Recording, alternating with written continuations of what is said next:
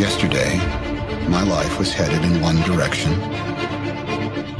Today, it is headed in another. You ever think the universe is against you? Fear, belief, love, phenomena that determine the course of our lives. These forces begin long before we are born and continue after we perish. Our lives are not our own. We are bound to others, past and present. And by each crime and every kindness, we birth our future. I won't let you go again.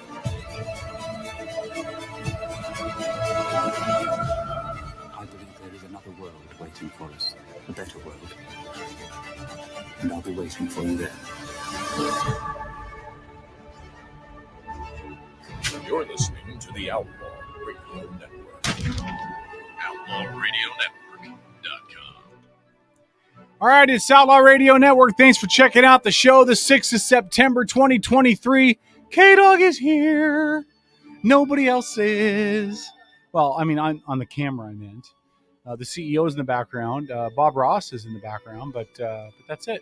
Happy trees. I believe that Paul's on his way. I believe that Tom's on his way. I believe that, other people are making it in the studio tonight, but nobody's here yet, so you get to deal with me. Hello, Lori. Good to see you. Hello. Welcome to the show. Yeah. It's going to be very weird for you to be on this side of the camera for a little bit. Right? Yeah, well, welcome. That's okay. It's where all the good stuff happens. I almost said a bad word, but it's where all the good stuff happens. That's what you like to think, right? Hey, before Paul gets in here to poo-poo me bringing this topic up again, I just want to spend a minute. Are we the coach? Yeah. You were right. Yep. I will. I'm not going to spend a lot of time on it because you guys in the chat room like to poop all over yourselves because Kevin won't stop talking about it. So just for a minute, I just want to say if you missed the news, and I don't know how you could have because it's even on the front page of CNN, Joe Kennedy, your favorite kneeling pastor, after he had your favorite kneeling football coach, not pastor, football coach, after he had his one game on the sidelines, resigned his position to go back to Florida. Dun, dun, dun. Here's his quote in his resignation. I believe I can best continue to advocate for constitutional freedom and religious liberty by working outside of the school system, so that is what I will do. I will continue to work to help people understand and embrace the historic ruling at the heart of our case. As a result of our case, we all have more freedom, not less. That should be celebrated, not disrespected. I think he's talking to me. As I have demonstrated, we must make a stand for what we believe in. In my case, I made a stand to take a knee. I encourage all Americans to make their own stand for freedom and our right to express our faith as we see fit.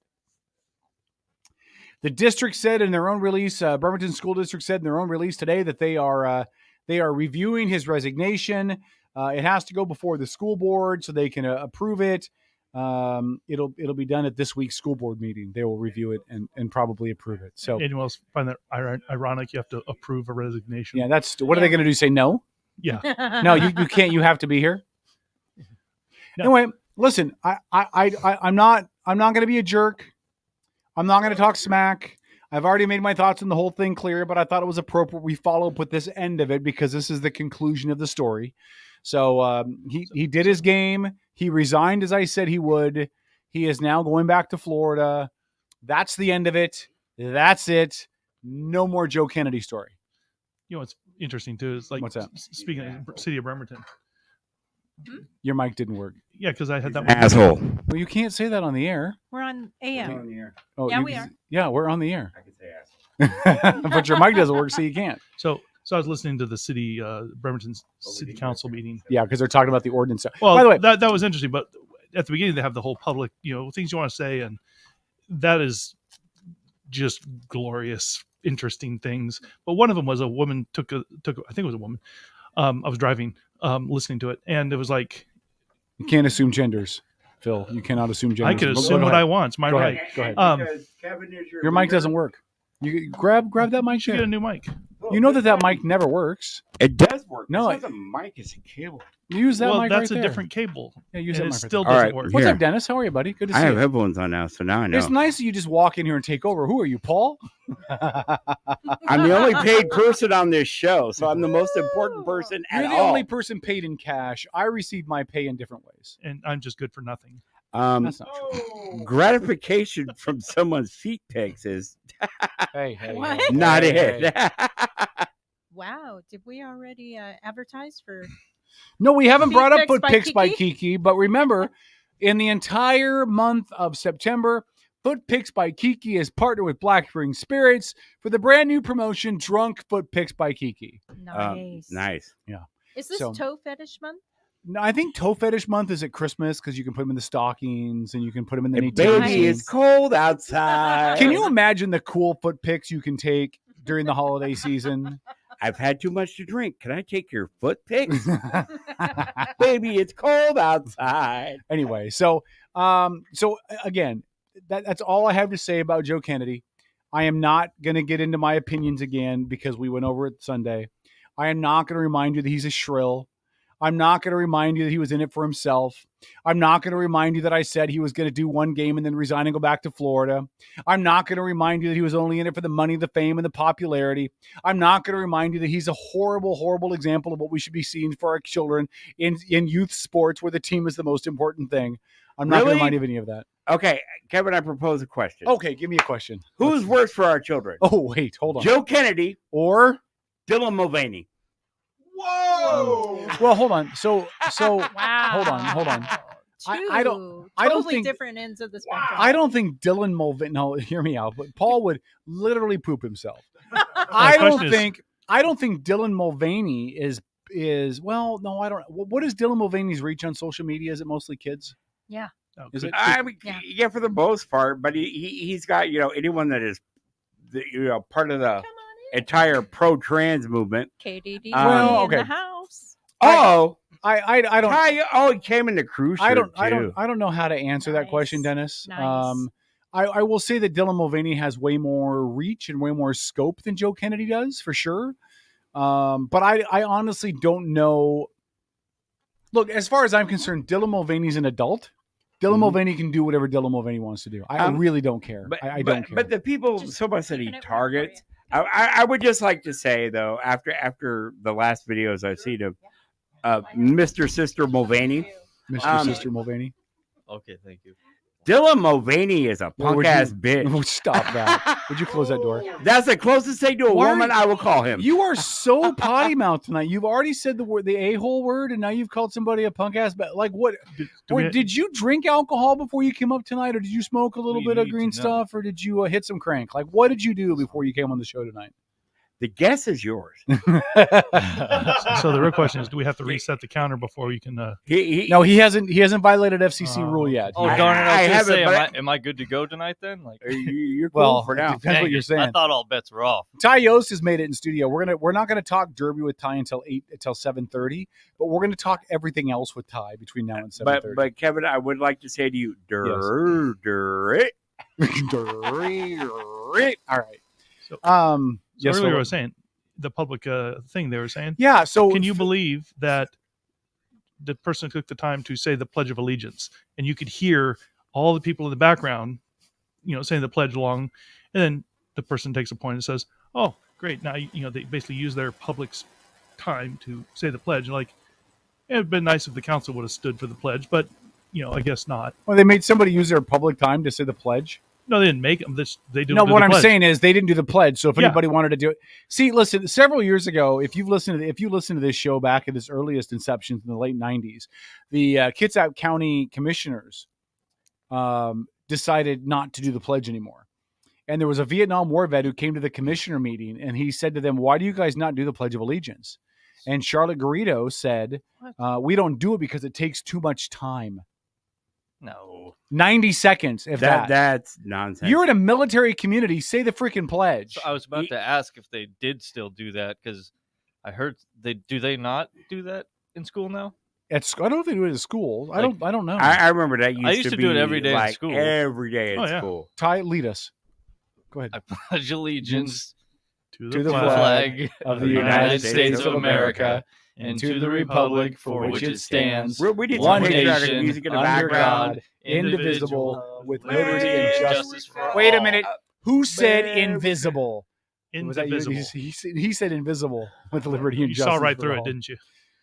Dang it. Okay. And who I'm going to knows- say that his reason for that, okay, he's wearing a Motley Crue shirt. Right. He's been a derby driver I have Motley Crue tattooed on for me quite as a well. while. And he's a drummer. And Really, he has dude. decided that, when he wins, I got to play him some Motley Crue. Right. And he discovered the fact, Dennis has like real Motley Crue. That's from, right. Like, The their deep first cuts. album. Too Fast for Love. Yes. And Little piece of your action. Have you heard? I forgot where I was going with that. But okay, I would, for Ty, okay, is Motley Crue the same with Johnny Five? With who? Johnny Five. That's a tough the question. robot, Mick Mars is no longer a guitar player Oh, for he's Motley not. Crue. No, they're He- kind of on bad terms. Actually, He too. stopped Shocker. touring Yep. because of his, His health conditions. He's I 70 mean, he years can old. still play. And Motley Crue was like, hey, that's great. We're going to bring another guitar player for our tours. Mm-hmm. Well, now they decided to do new music and not include Mick Mars. Well, I have like two different feelings about it because John Five is a very talented Oh, he is. guitar Extremely. player, and he is so fun to watch, and he kills it in Rob Zombie. He has John Five solo stuff that I like to listen to, and he does the songs justice, and he does them how they're recorded, which I respect. But the other part of me is like, it is not Motley Crue because it's not the four of them. I mean, No. they weren't Motley Crue with John Corabi. And Did you support the album with Corabi? No. Not at all. No, Will you hand me my audio? it's cable not right Motley here, Crew to me. They tried something new. They went in a new Why don't you direction. just share it? Sucked. You and share the then audio. They went, oh, let's They did. let's go back to but what for we were all doing. the bands that have replaced their lead singer, they were the quickest. Hey, let's bring the original guy back. Well, quick. they're first and foremost, they are businessmen. You know what I mean? That's why they're still doing it. You know? And I think that's. I also though think they made Also- some poor decisions. Might need Yes. Dennis over here. Dennis, can you go help Philip? He needs your help real quick. All right, so I'm Philip, gonna quit breaking my stuff. no, hold on. dude. I don't need it. We're gonna do it differently. We're actually shut it. I God, dang you! I found this on TikTok inadvertently because I don't have a TikTok, but sometimes people send me links. And so this is Vince Neil. This is Vince Neil live. Oh, Turn off your microphone, will you, Philip? Oh gosh. Hey, turn off your microphone, will you? So this is I got to remember how to do this. So hold on, I got to go to the plus sign. Oh, we're gonna get kicked No, off Facebook. No, I don't know. This is off of YouTube, so I think we're okay. Yeah, you gotta go up, down, down, left, right, Left, right, BA, Select select, start. start. Yeah. Oh, I'm gonna go present. Okay, and then I'm gonna go share screen. This is invigorating. It's awesome Okay. radio. All right, so I'm gonna share this. This is Yeah, I knew it was this one. This is Vince Neil. I Let- knew. Do you guys No, hear this? Read what it says. Read what it says. Kickstart My Heart, Misheard Lyrics. Yeah. But so it's but like a listen to spoof him video. perform, and you can understand why they're misheard. Let's make sure this works. I mean, it's hilarious.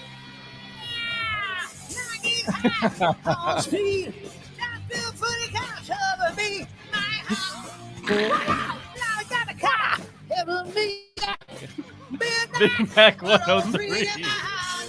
He can't sing anymore. Well, he never really could, to be honest. Everyone's like, he's lost it. I'm like, he never really had it to begin with. He just makes noises half the time. They don't age well. Not a lot of them do, though. They don't age well. All right, so Jeffrey Hyam has made it in as well. What's going on, monster. guys? Hey, what's going on? How are you? I'm good. We brought How the are you? Derby guys in earlier. We're not talking Derby till 7:30 though, so we're going to That's talk okay. other stuff, like Ty's affinity for Vince Neil and Motley Crue. He does tend to like them. So this is in other circles where I discuss how the show breaks down. On Wednesdays, the first half hour is what I usually refer to as the grab ass half hour. You know what it is? Let me tell you what it is. Here's what happens in the first half hour. I'm the only show talent who shows up on time tonight. I'm the only one.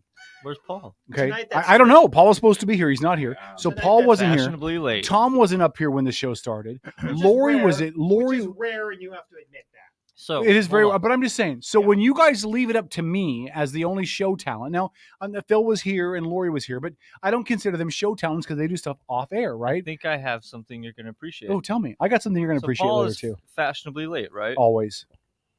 So singers in bands are usually fashionably late. That's kind of notorious. It's Yeah. their thing. Prima So donnas. Vince Neil is Vince Neil, singer. So Yeah. you could say Paul is the Vince Neil of the radio station. That is probably closer to true than you know. And let's face it, nobody likes it when the sound man's late. And nobody likes when the sound man's late. Except when he's staying late to finish everything. Ooh. Where did Dennis go? Is he okay? He's sitting down over there. Oh, okay, good. Debbie Taylor in the chat says, "Hey, y'all, the champ is here." Shut up, Debbie. That's right. We're not talking Derby till 7:30.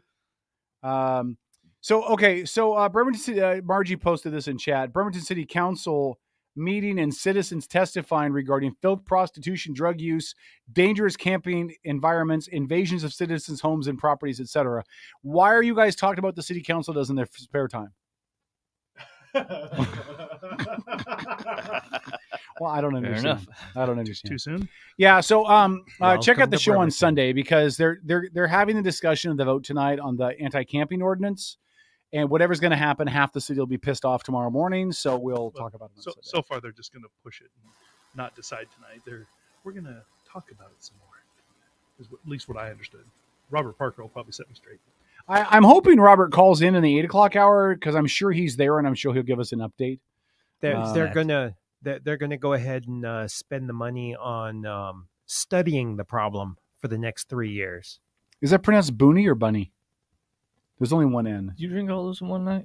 Yeah, usually. Whew. Go through a lot of He didn't juice. even answer his question. A lot of juice. What? A What was lot the of question? juice. How do you pronounce her name? Who? Or her? Who's her? Booney? Bunny? Are you Bunny. assuming gender? Is it Bunny? Yeah. Okay. Well, there's only That's one Taryn. N, so I just want to make sure I'm Her real not. name's Tara. Well, yeah, but she put Bunny in the chat, so I want to make sure I refer to her properly Great. because I heard her boyfriend is a tough sumbitch. That's what I heard. I don't know what she's talking about. So how you guys doing? What's It's going a on? lie. Well, let me ask you. No Derby talk, okay?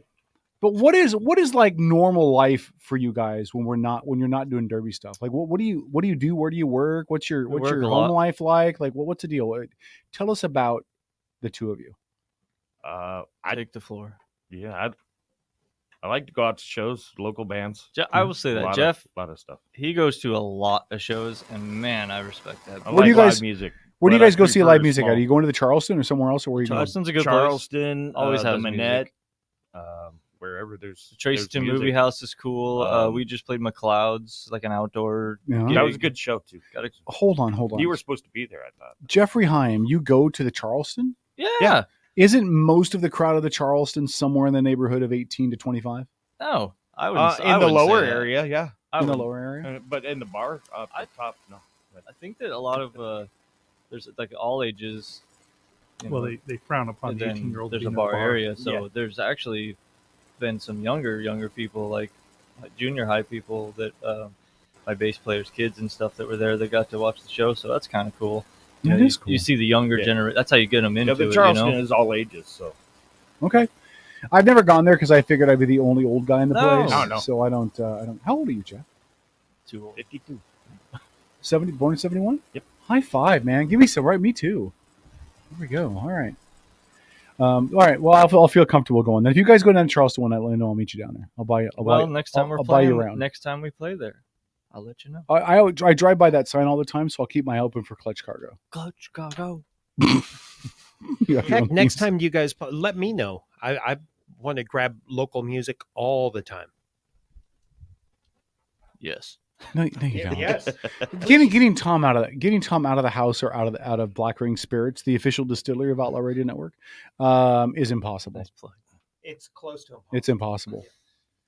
It's impossible. But By I the love way, local music. listen. If your girlfriend is getting tired of you, Ty, if she doesn't think you're as cute as you used to be, just give her some Black Ring Spirit. She'll get right back to where she was. Oh, okay. That's how it works. All right. I recommend the Candy Apple Red. Candy Apple Red is good. Yeah. Okay. So I don't want to get into a topic. We have 5 minutes. We're gonna actually, let's do this. I want to open with a surprise for Ty. Why do you guys do this to me? I want to open with a surprise for Ty. This is a Kevin surprise. This is a Kevin surprise. All Kevin. Wonderful. Because I am the leader and president and member of the Ty Yost fan club. Oh, I am the loudest screamer for Ty Yost when he drives. I put a lot of energy and effort into my fandom, and I've decided that the Ty Yost fan club needs gear. Like you gotta have swag, right? You gotta hey stop. You have to have swag, right? So hold on. Let me take off my headphones. No, we're not. They already have it. They already have it. Oh, yeah, they already have it. Well, because be here on time next time. So I want to present to you.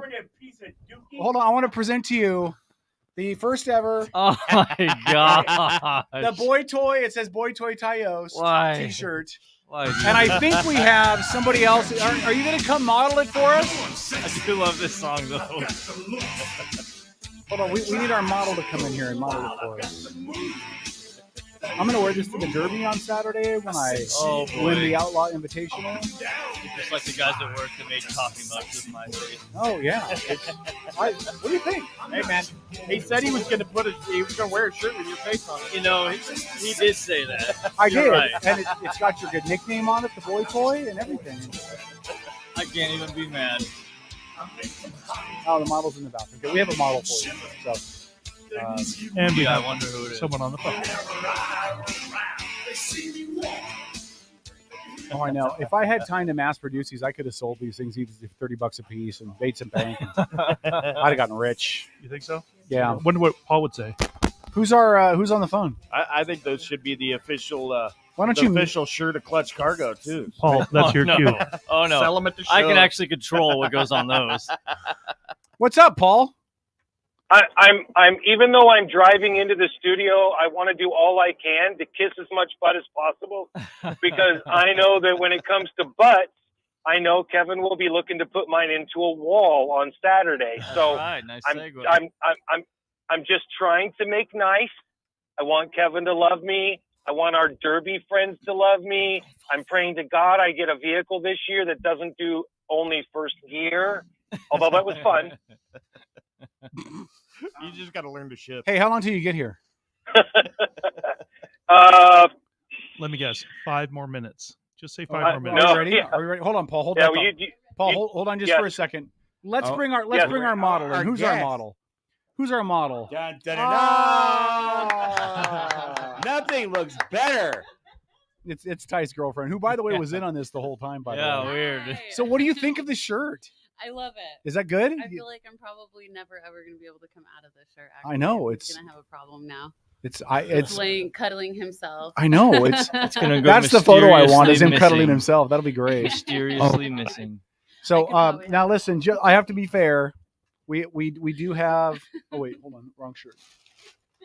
I've got to see. Of course, we have a shirt for you as well. So I'm expecting you to wear this on Saturday. Oh, you've got to. I think that the part, and I really do want to see you cuddling yourself. The only that would thing, be so I'm part of a racing team, and we have to represent our race team. It's like our thing. I'll get kicked off the team. Jeff, you're on his team, right? I'll you get guys are on the kicked same off team. The team. It'll be okay. I might even get kicked out of the club. No, you can wear it. You can wear it. I think Weirdos Racing would be totally cool with, because this is pretty weird. So, and if you're wearing it yourself, that'll be doubly weird. So I think you can wear that. There you go, buddy. Yeah, I got a feeling it's going to be popular. I've had a feeling. Oh, by the way, we sell them at the booth. I have decided. I don't want to give away any spoilers, but if you do happen to win a race Saturday, don't expect Motley Crue. Yeah. I can. All right, we're up against break, right? Did you miss break, Philip? Philip, pay attention. I'll be having a giveaway during intermission Saturday It's night. Paul's fault. A giveaway? I'll just blame Oh Paul. my God! An outing with Ty and his And it girlfriend. comes with a $20 wearing bill. the shirt. That's right. All right. Are you going to autograph it? Oh my gosh! Oh, you've got to. This is disgusting. Autograph it. The value just went down. Disgusting. It's disgusting. It's awesome. Speaking of your teammates, my little white trash patchy beard on there. Oh I know. gosh! I had to find a photo off your Facebook page, dude. Oh Come on. my goodness! I think it's a great. It's perfect. It's a great photo, dude. It's great. It's perfect. So for the Did Outlaw Dennis invitation just coming say Saturday, if you autographed it, the value went down? Yes. Yeah, he did. Oh, that's Bombs have rude. already been That is dropped rough, by Dennis. last year's Rough. champion. Yeah, I'm working on it. All right. What's that, Dennis? Bombs have already been dropped by last year's champion. I know. for I the see Outlaw her. Invitational. She's in there talking smack. It's okay. But it wasn't even dropped by her. It was by their teammate Dale Dickinson. Oh. Who conveniently said, Debbie, what's her name? Nobody ever is claimed going down by nobody ever- whoever is driving his car. I want his car then. Nobody ever claimed he was a smart. Because man. Debbie is. Oh my God! Listen to the trash talking. You should have Kevin, heard it come earlier, on now. Paul. It was insane. My car only had first gear last year. Your wife says If you were only a work in true first gear. I friend- guess it was fair. Par for Oh. the course. And for what it's worth, I've seen drivers win with only 2 Paul, gears don't get a anyway. speeding ticket. Slow down. And the other one was reversed. Oh. Right? So listen, for the listeners who don't know what we're talking about, this coming 15 Saturday, seconds. Kitsap Destruction Derby at the fairgrounds. We're going to have the Outlaw Radio Network invitation. We're all going to race against each other. All right, We'll talk about 5 it more seconds. in a second. Outlaw Radio Network. First gear.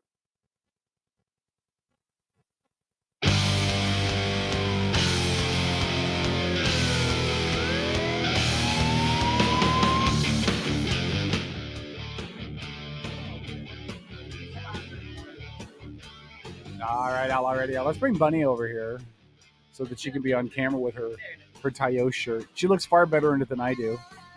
That's true. True that. So after the show, I want to get a photo of all three of us in our Tayo shirts.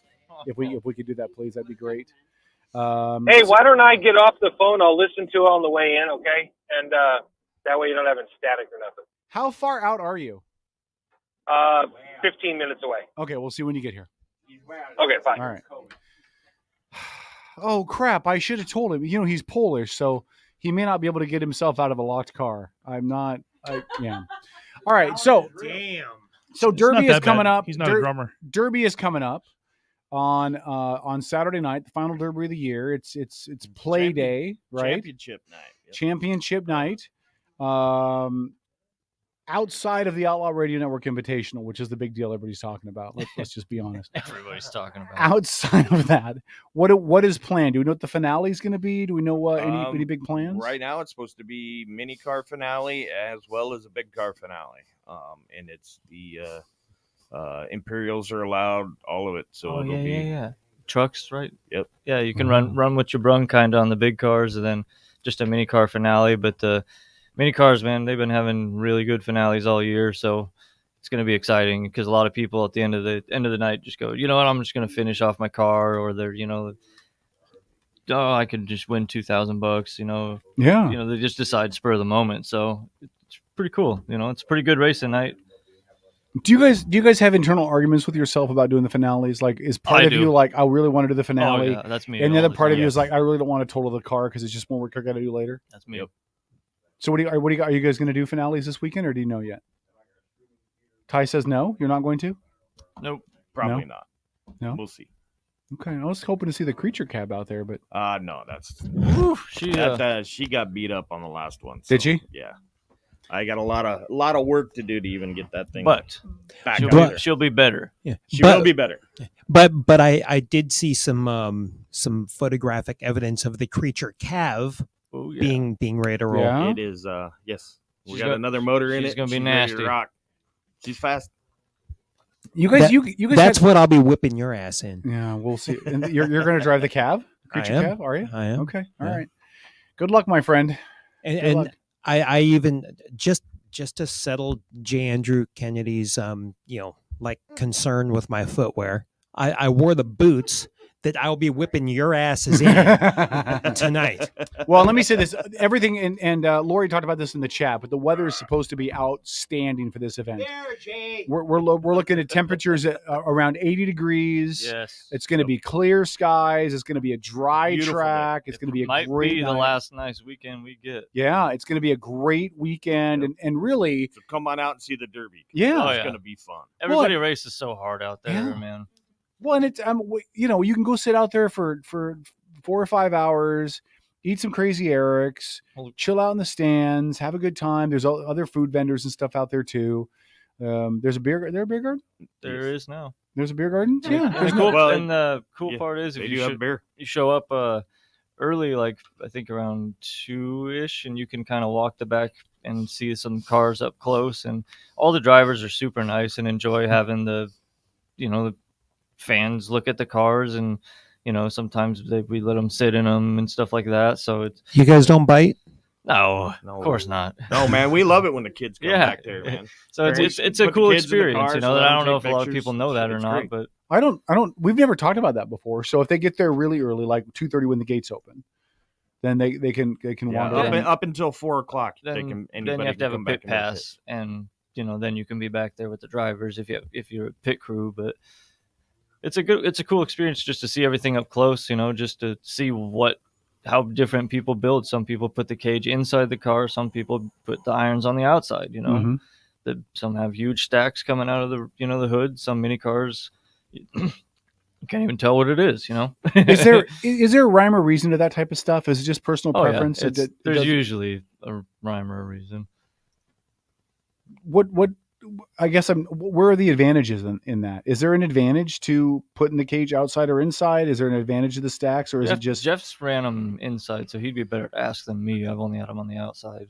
Well, I just ran the inside cage for the first time with the cap, but some guys like it because as you're getting hit on, rubbing and stuff, it's a little softer if the cage is on the inside. Mm-hmm. The outer skin of car absorbs some of the impact on some of the and you don't get caught up on people, like your iron gets like hung up and hooked on another car or something. It's just kind of like easier and smoother, so you don't get hung up as much if it's on the inside of the car. Outstanding. You guys had a really good turnout for the last one, right? Oh yeah, the crowds have been great. Yeah, we've had good crowds all year. Mm-hmm. So is it just now people are glad that COVID is over? If you're in Atlanta and your school systems are shutting down because of COVID, shut up. But is it just because COVID's over now people can get outside, get back to normal, and this is kind of sewn into the fabric of what we do out here in Kitsap? Yes. Yeah. Pretty much. This has been around a long time. Pretty much anybody you talk to that goes, the majority of them have grown up around it. Go as kids, I've been and then going. They grow up and have their own kids and bring their kids. Yep. So, I have a question. But yes, Dennis, Dennis. What is this? For those of you not on camera, Dennis is like, I have a question. Mr. Carter. Arnold Horshack is my hero. 3rd grade Mrs. Wilson's class or something. Go ahead. No, it's welcome back, Carter, and Freddie Boom Boom Washington should be president. But besides that, during COVID, did any of you drive with a mask on? No.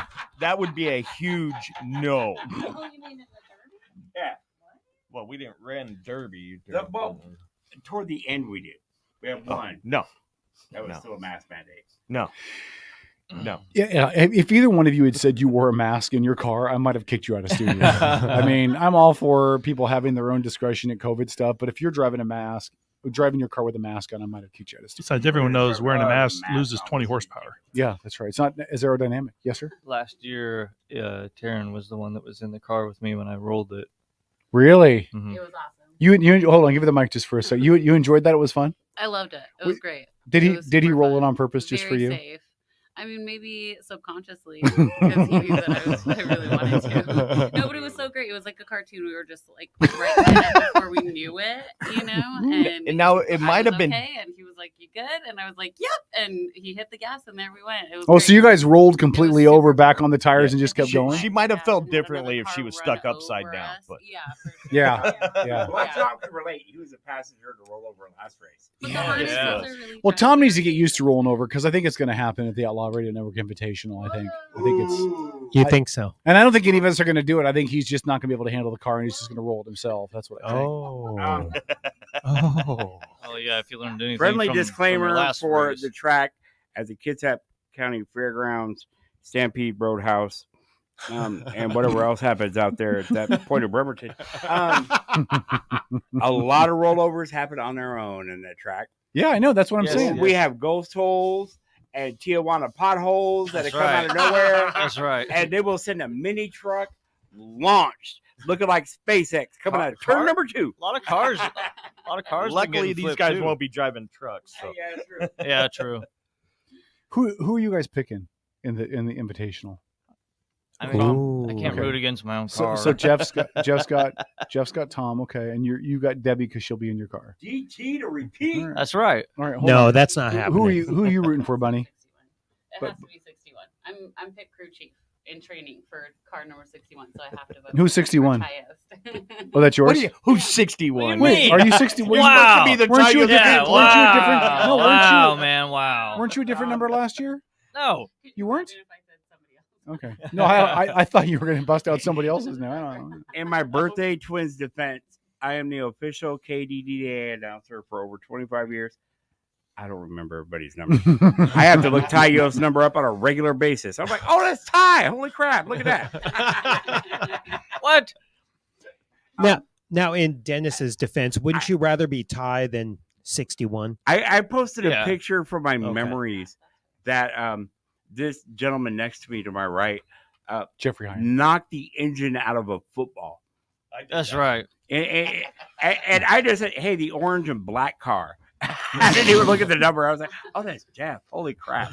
I reshared the post and I was like, I felt so crunchy because Ty and Jeff started commenting. I'm like, crunchy? Did you say crunchy? Crunchy. Like earthy and crunchy? I felt like a mail truck being towed behind Logan Reel. Oh yeah. On Dennis's defense, that was my first season back. So after a 17-year gap. Did you say 17 years? That's a long gap, dude. 17 years off from Derby and then went back to it. And then went back. That's a long enough to gap. raise a child. Yeah, you can't get it out of your blood, man. So okay, so it was enough time for me to raise my kids and then go back. Then go So bingo. Derby to you is like radio for me. So I got out of radio in 2001, was out of it for 8 years, and then had to come back to it. But that whole 8 years, I was thinking, God, I really want to get back into radio. Yeah. The same way with you with Derby, you were like, God, I'm just I itching hung to on get to back in. all my side irons, all my gear for 17 Are you years. married? Knowing that Are you married? eventually I was. You were? Was. How many times did the wife ask you a week, when are you going to get rid of that crap? I don't. A lot. It was stored off in the back side of the garage, so out of sight, out of mind. But yeah. I always knew I was going to race again. They sell it immediately. Like Dylan Enzer. Dylan, really? Didn't he sold all his stuff to Hayden Steele, right? I don't know. I haven't seen that. Pretty sure he did. But I mean, like, Talk in the microphone, Dennis. This is called radio. You should know that. I'm leaning in, dude. I know, but it's not picking up enough. Leaning in, dude. But like, I've seen some drivers. Shane Hamry, he sold his stuff out probably like 15 times and come out of retirement. He's come out of retirement more times than anybody I know. I'm just checking out the chat. Some of you people need a social life. If I sell my stuff, then that means I am done. So, okay, that time hasn't come yet. It says, there's going to be a kid out there selling KDDA authentic Hot Wheels. Do you guys know about that? Yes. Oh, yeah. They're like replicas. Those are actually really cool. Yeah. So do they paint scheme them up and make them look like? Oh yeah. So there's a 61. I can get a Tayo 61 car. He even did the creature cab for me. Really? Yeah. Well, one little guy does all of them. They're super cool. He got the Adams, his name. He's a super nice kid. He got all the details right, even the creature on the hood. It was an amazing job. He did an awesome job with it. Well, listen, if Adam's I listening, think after the race, we should get him on the show. I think we should. I think that'd be really cool. I think if Adam's listening, would you please set aside a Tayo's car for me, please? Just set one aside. There you go. You got a request. I have it on good authority. Kevin will pay handsomely. I will pay handsomely for it. And if you can put a little figure in the car driving it that's wearing a replica shirt, I'll pay triple. What you mean like a little boy toy on there? Oh. There you go. You're very funny. Well played, Jeff. All right, so again, Kids App Destruction Derby this Saturday. Doors open 2:30. Time trial is 4:30. Event starts at 5:30. We don't know when the Outlaw Radio Network Invitational will be during this whole event, but you can wear your K-Dog attire and your Outlaw attire and bring signs and flags and banners and your flask full of Black Ring spirits. If you want to run topless through the stadium, please, Dennis, no. But yeah, it's going to be Dennis, no. It's going to be a lot of fun. A We got little higher. Put up there There higher you so they can see. There you go. That's the Boy Toy Tayo's t-shirt. I'm sorry for this. If you'd like to watching. listen, if you'd like to order a Boy Toy Tyos t-shirts, no, they don't. We won't have them in time for Saturday, but you can reach out to me directly, and I'll reach out to Katie over at Katie's Creations, who did a great job on these shirts and put them together. Also, Katie's hold on. DM me too. I could say yeah. Hold on. So Katie's Creation put these together for me. Just last minute request. She did it really quick before she went out of town. So Katie's Creations is phenomenal. I'll get you guys hooked up if you want to get some shirts, and I'll figure. I think they're like $15 a piece, $20 a piece, and they're really inexpensive. So we'll get you hooked up for it. I know Katie. Do you know Katie? Yeah, she's super awesome. She's awesome. I haven't awesome seen people. Katie in probably 10 years. I know she was telling me that she hasn't seen you in forever, and her life's never been happier. So it sounds like my ex-wife too. Wait, Kevin, hold on, my ex is deceased. I was going to say, isn't your ex-wife passed on to the other world? Yeah. What's up, Ty? Do you know what car you're driving? I think I'm going to drive Dale Dickinson's car. Wasn't he the one that said that whoever drives his car is going to win? Yeah. He talks smack, so I got anybody who talks smack as good as I do. His car's fast too. Oh yeah. Okay, Dale, I got dibs on your car. But like I said before, man, all our weirdos racing cars are fast. That's true. Is he a weirdo too then? It's up to the driver. So is he a weirdo too then? Yeah. Is he? So how many drivers are in There's weirdos? 4 of us. 4 of you. Mm-hmm. So the 2 of you, Dale and Bob Fool. And okay, all right. 86. So can maybe Paul should drive Bob's. It'll just be all weirdos out there. Bob's one of my all favorite. 4 of our cars. Oh, I gotta check it with so Jesse. good. Jesse Young's supposed to be there. I gotta reach out to him. I'll do it during our commercial break and just double check and make sure he's going to be there because he's supposed to be. So it'll be good to see him and Debbie, who won the last 2 of these events, come in last and second to last. Trojo? Well, the problem with Trojo is that we talked to, what's his name, Mikey? Is he the guy that runs the flags and stuff out there? Yeah, Mikey's. Yeah. He said we needed a booster seat for Trojo. So.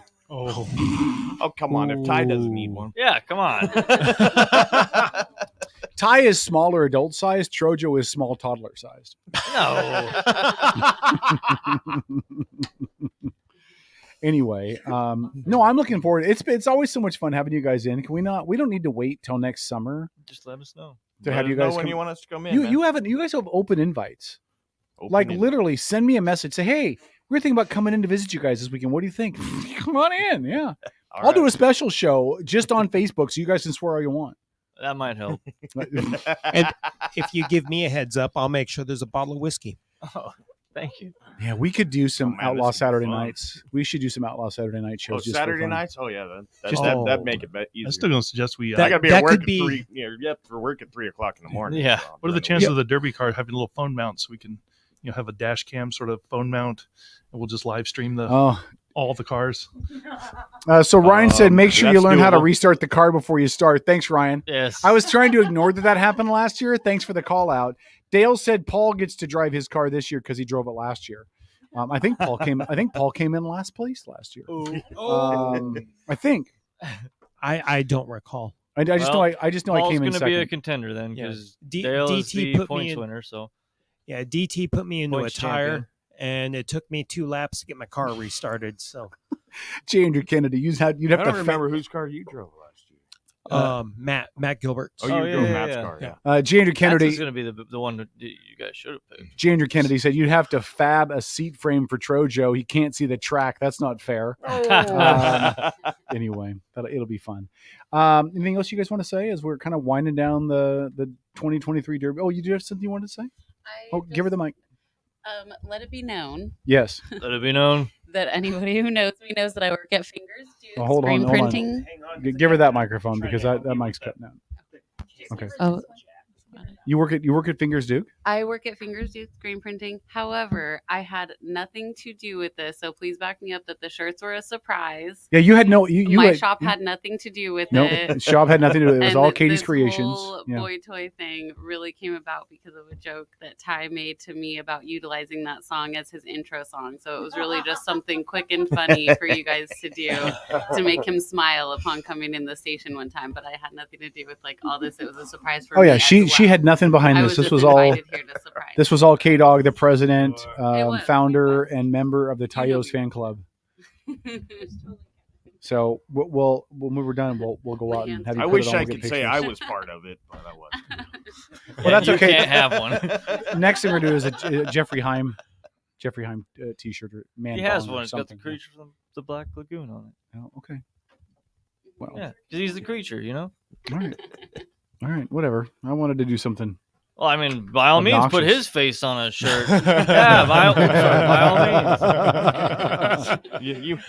means. The creature was an improvement. You put my face on the shirt, and the little kids are gonna run scared. Do you guys cringe? Do you guys cringe at all when other people drive your cars? No. No, you don't worry about it, or you're not like they're gonna break it or nothing. We can You're fix them. No. Yeah. Not. You guys don't drive them as hard as we would. So exactly. I am way harder on my cars. That's kind of how I feel with, like. Yeah. Okay, if you're seriously not worried about it, then I'm gonna go out and. Wait, are we allowed to trade paint? Well, you're supposed to try and win, though. Yeah, no, I'm going to win. Trash the car. I mean, don't trash the car. No, I'm going to right, win. but I mean, if I can nudge his back quarter panel, that's legal. Robin's racing. Just remember, like Robert Duvall said in Days of Thunder, Robin's racing. Robin's racing. All right, Debbie. I will say this though. Debbie, you're going down. I will say this. What she does in her private What goes time is around her comes business. around out there, so be careful. Well, yeah, but I'm not. It's Debbie. She has a small memory. She'll forget by next year. Oh, did you just call Debbie a goldfish? When you hurt Debbie, you're hurting me. Okay, that's my car. No, now see, what are you gonna be? You're the president of your fan club. All right. Who would you like to see back in a mini car? Ryan asks. Oh, back in a mini car. You know who I'd like to see? Ryan, is that Garrison? Yeah. Oh, well, him and his brother, man. Is that whose car I drove last year? It must be because he knew I couldn't start it. No. I'd want to see Victor Trent back in a mini car. Victor Trent, or like one of those types of guys that hasn't derbied in a long time or hasn't built a car of any sorts in a long time, but used to always build stuff.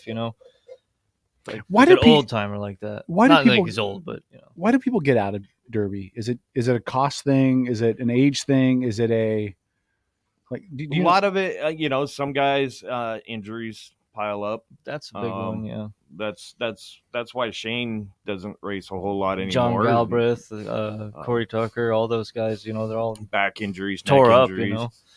It's a bummer. rough sport. So. Guys that do it for a number of years, sometimes, things happen. Yeah. Some guys get out of it just time. It's time consuming to keep building cars, and that's why you stopped for a while just to do family stuff and do dad stuff. And then... part of it was the money. Three kids at home. It was hard. Yeah, some people, it's a lot of it's when they have kids and stuff. Yeah. How old are your kids in their 20s now? Yeah. Do any of them race? Well, my son's been in the car a couple of times. Has he? Okay, yeah. But not a regular like Dad? No. He's going to college up in Bellingham. So. Okay. Oh, Western. And you don't encourage them to drive like that up in Bellingham? Well, not if he wants to keep driving that car. Yeah. You could have at least sent him to Central. Hey, it was his choice, man. That's where he wanted to go. Smart kid. It's fun to go to Bellingham for college because you're just on the other side of the border and give him the finger. It's great. Well, Western and Central were direct rivals, especially in the fencing world. Oh, and you went to Central, I think. I did go to Central. Fencing world. Only on Outlaw Radio Network will you hear the phrase, especially in the fencing world, which incorporates 6 people, 5 of which are in France. You said that with a lisp. 5 of which are in France. Okay. Yeah. Guys, I love having you guys in. I think this is so much fun. I'm looking forward to seeing you guys on Saturday. It's always cool to kind of go back in the pits and just kind of watch all the hubbub and all the chaos and everybody getting ready for stuff. Yeah, you'll always see people working on something and fixing something. I think I speak for the crew when I say how grateful we are to you guys for even coming on this namby-pamby little broadcast that we do and letting us race your cars and poke fun at you and wear t-shirts with your face on it and just I really do appreciate you guys. You guys are awesome. We don't mind. It's fun. I like. It's called Play Day for a reason. Whoever wants to get in them. that's the idea. Okay. Well, no, I'm just shut up and just take my compliment. I'm just I'm giving you one back. All right, Tyos, Jeffrey Hyam, we have him in here all the time. I'm sure we'll do it again next summer, guys. Good luck on. You guys both are going to race at some point on Saturday, though, right? Maybe, possibly. You have to. How can you not race? You have a new Tom t-shirt. destroys my car. Because last time there was. You'll race before I do. No? So no, I'm not in the championship. To line up in the same Oh. race might not line up. Okay. No, I'm not going to break your car. I'm going to whoop everyone's ass, but I ain't going to break Tom's your car. Tom's gonna roll the car. Well, I might, but First I'm going to do turn. it in the middle of whipping everyone's ass. All right, we'll see about that, my friend. All right, I can't believe none of you are picking me. That's hurtful. You don't even have a car yet. That's painful. I don't need a car. I'll get a car the day of. Whose car did I drive last time? You always ask this, and we don't know. Hold on, I'm gonna go Was that find the Bob's car car? number. It was Bob's. Bob's car. You drove Bob's car Was last it 660? 86. So apparently 86? you 86 it, huh? So I guess was 86. I guess you're back in Bob's car then. Okay, that's about perfect. Bob? You know, remember, turn the key. I don't know why that didn't dawn on me in the car. I thought I'm in a derby car. Probably, there must yeah, be yeah. some like weird way to start it. It's not going to start like a regular Yeah, car. Probably playing with the seen fan somebody switch. start one with a switch before. Yeah. Or like Why won't it wire, start? and Yeah. You just are like, oh, that's how it's done. That's what I thought. Yeah, I thought you, that you there. can leave the column and just.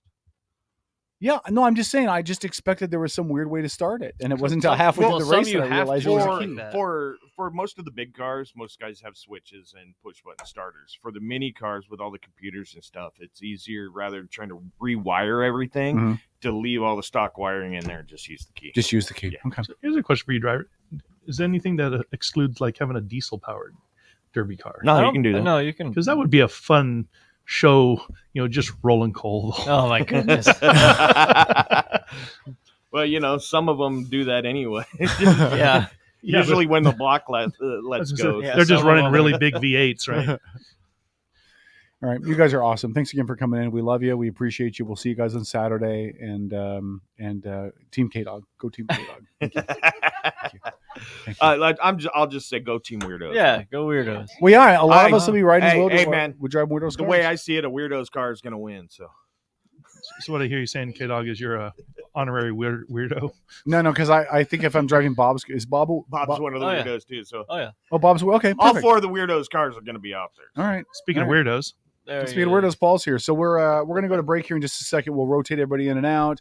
I do want to get a photo of the three of us in our Tayo shirts so I can put that on my Facebook page. We'll be taking pre-orders at the Derby. Just come find me, and we'll get your Tayo's Boy Toy T-shirts all set up and good to go. Oh, come on, Ty. You gotta wear your boy toy. Oh yeah, you got to put your Boy Toy shirt on for a photo. I'm gonna take the picture. Oh, good. He's a good sport. Do you want a Tayo's Boy Toy shirt? Oh, Jeff? sure. Would you like one? I'll wear. No, you don't. I'll wear it to the next Clutch Cargo.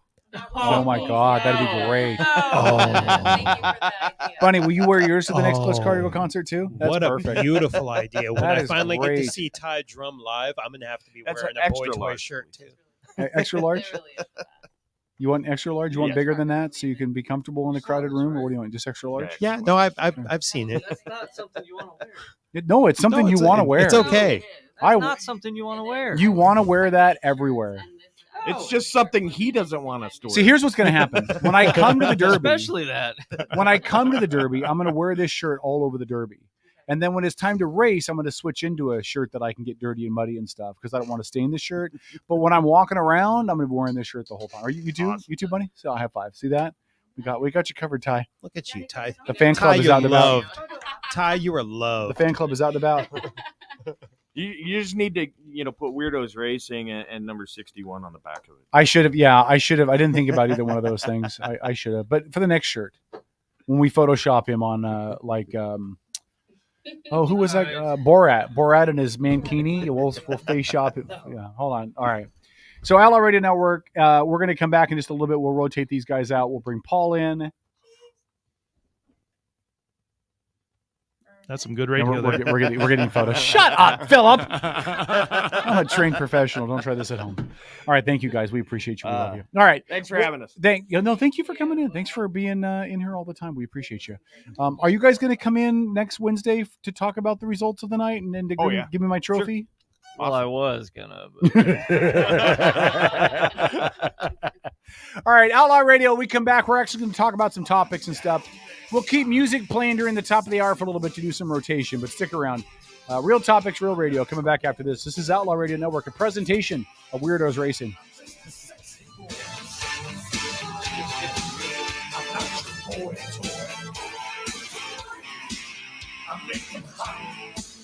I make them shiver, their knees get weak. Whenever I'm around, they see me walk, they hear me talk. I make them feel like they're on cloud nine. I'm just a sexy boy. I'm not your boy toy. I'm just a sexy boy.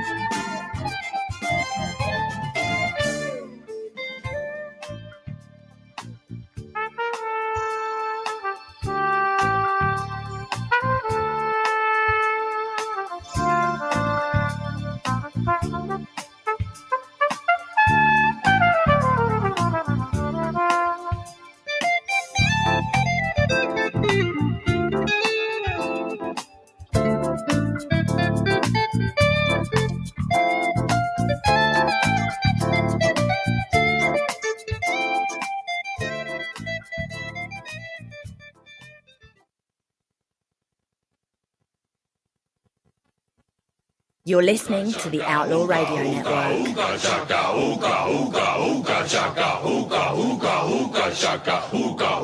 I can't stop this feeling deep inside of me. Girl, you just don't realize what you do to me. When you hold me in your arms so tight, you let me know everything's all right.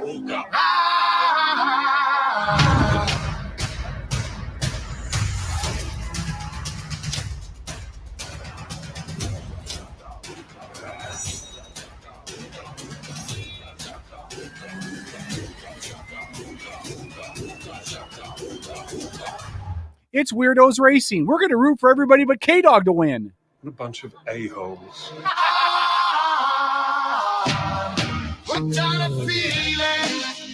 No, not really. Outlaw Radio. I'm scared to death of you on the track. You've spent an entire year looking for revenge.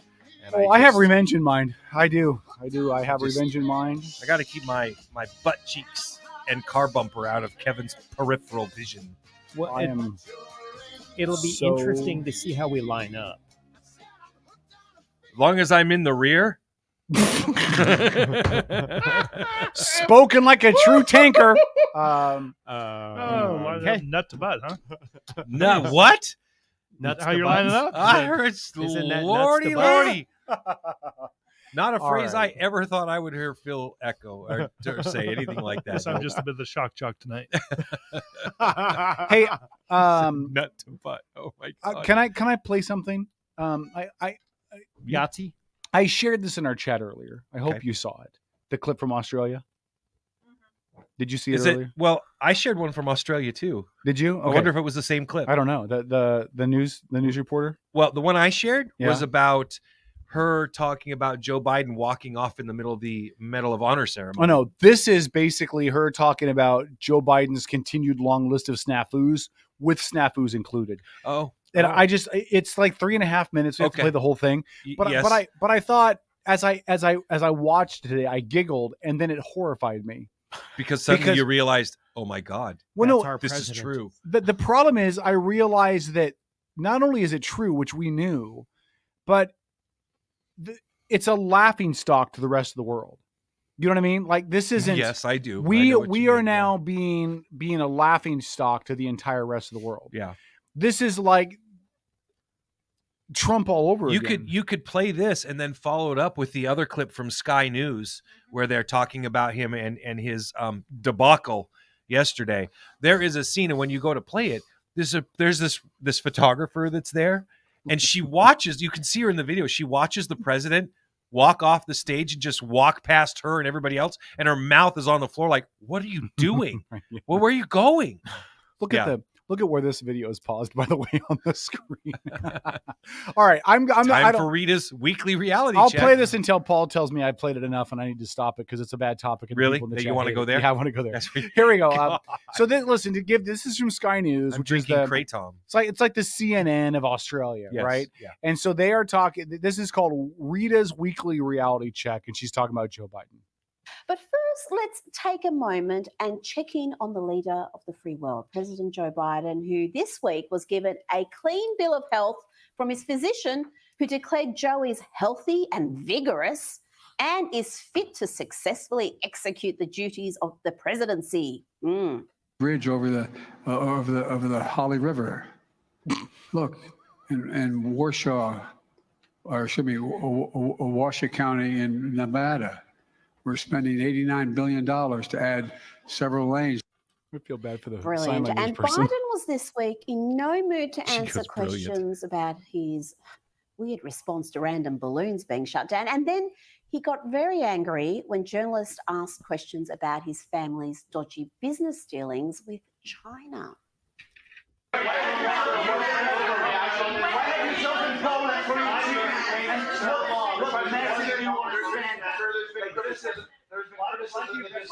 There's been criticism trying to compromise by your family's business relations. Sir, Mr. President, give me a break, man. Did you overreact? Give me a break, man. But back to that routine physical he completed this week, where an extremely detailed neurologic exam found no sign of cognitive decline. None at all. None. You know, our natural wonders inspire, and the reflection inspires our to take action. You know, America is a nation that can be defined in a single word. I was in the foothills of the Himalayas with Xi Jinping, traveling with him. I guess we traveled 17,000 miles when I was vice president. I don't know that for a fact. A solid meeting with they make a very good point. Here's the deal. Here's what drives the driver in the states that are affected. We hold these truths to be self-evident. All men and women created by you know the thing. You know the thing. Joe Biden has been cognitively sound for years. I mean, only a perfectly sane man in peak physical and mental condition would recount a story like this. And Corn Pop was a bad dude. And he ran a bunch of bad boys. And I did. And back in those days, to show how things have changed, one of the things you had to use, if you used pomade in your hair, you had to wear a bathing cap. And in those days, you used to remember the straight razor, you'd bang them on the curb, get them rusty, put them in a rain barrel, get them rusty. I got hairy legs that turn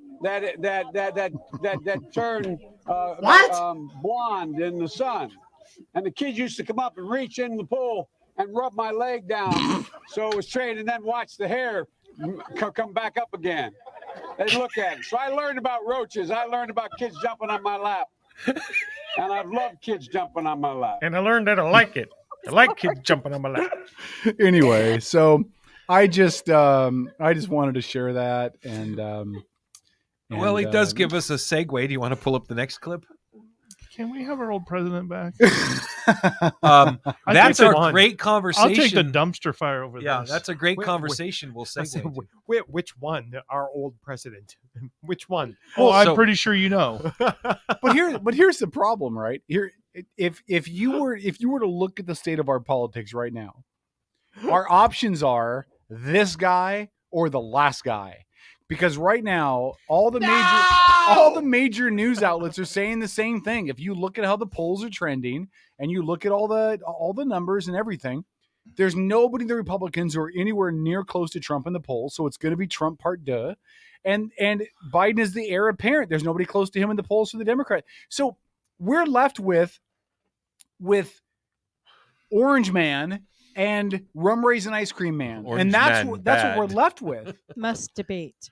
Must debate. Maybe we asked before. Those will be valuable tickets. Yes. There is no way I'm missing a debate I know, between right? those two. Yeah. I mean, we should have a watch party. Right? Yeah. Oh my God. We could do that. We could do that. broadcast Yeah. it live and be sitting here talking about it. Let's do it. Yeah. Let's do it. I Philip will is like, not- Better duh. yet, we could be at my house where it's I will be at the watch Facebook party. only, so we can swear. Yeah, Okay. no, I No. promise I will be at the Online watch party, only. but I will not be sober. That's okay. No, I think there should be a drinking game. There you go. We'll put Well, a hold drinking on. game What in would place. That's a great idea. Let's think about this for a second. What would the drinking game be? I think the drinking game would be every time Donald Trump exaggerates bigly. No. by Every who- time he moves his hands. Oh God, we'll be drunk in the Huge. first 15 minutes, Right. man. And Well, every you time said that every Biden- time he exaggerates, that'll do it too. Yeah, exactly. I was going to say, by whose definition? Yeah, we That's don't good. have to fact check that. But maybe every time he says something about himself, he's self-aggrandizing go. himself, There you know. you go. And for Biden, it could be every time he stutters. No, we'll be drunk No. fast. You're right. That wouldn't work either. So if you could have the perfect, what would you think? Take Trump and who's our current idiot? Biden.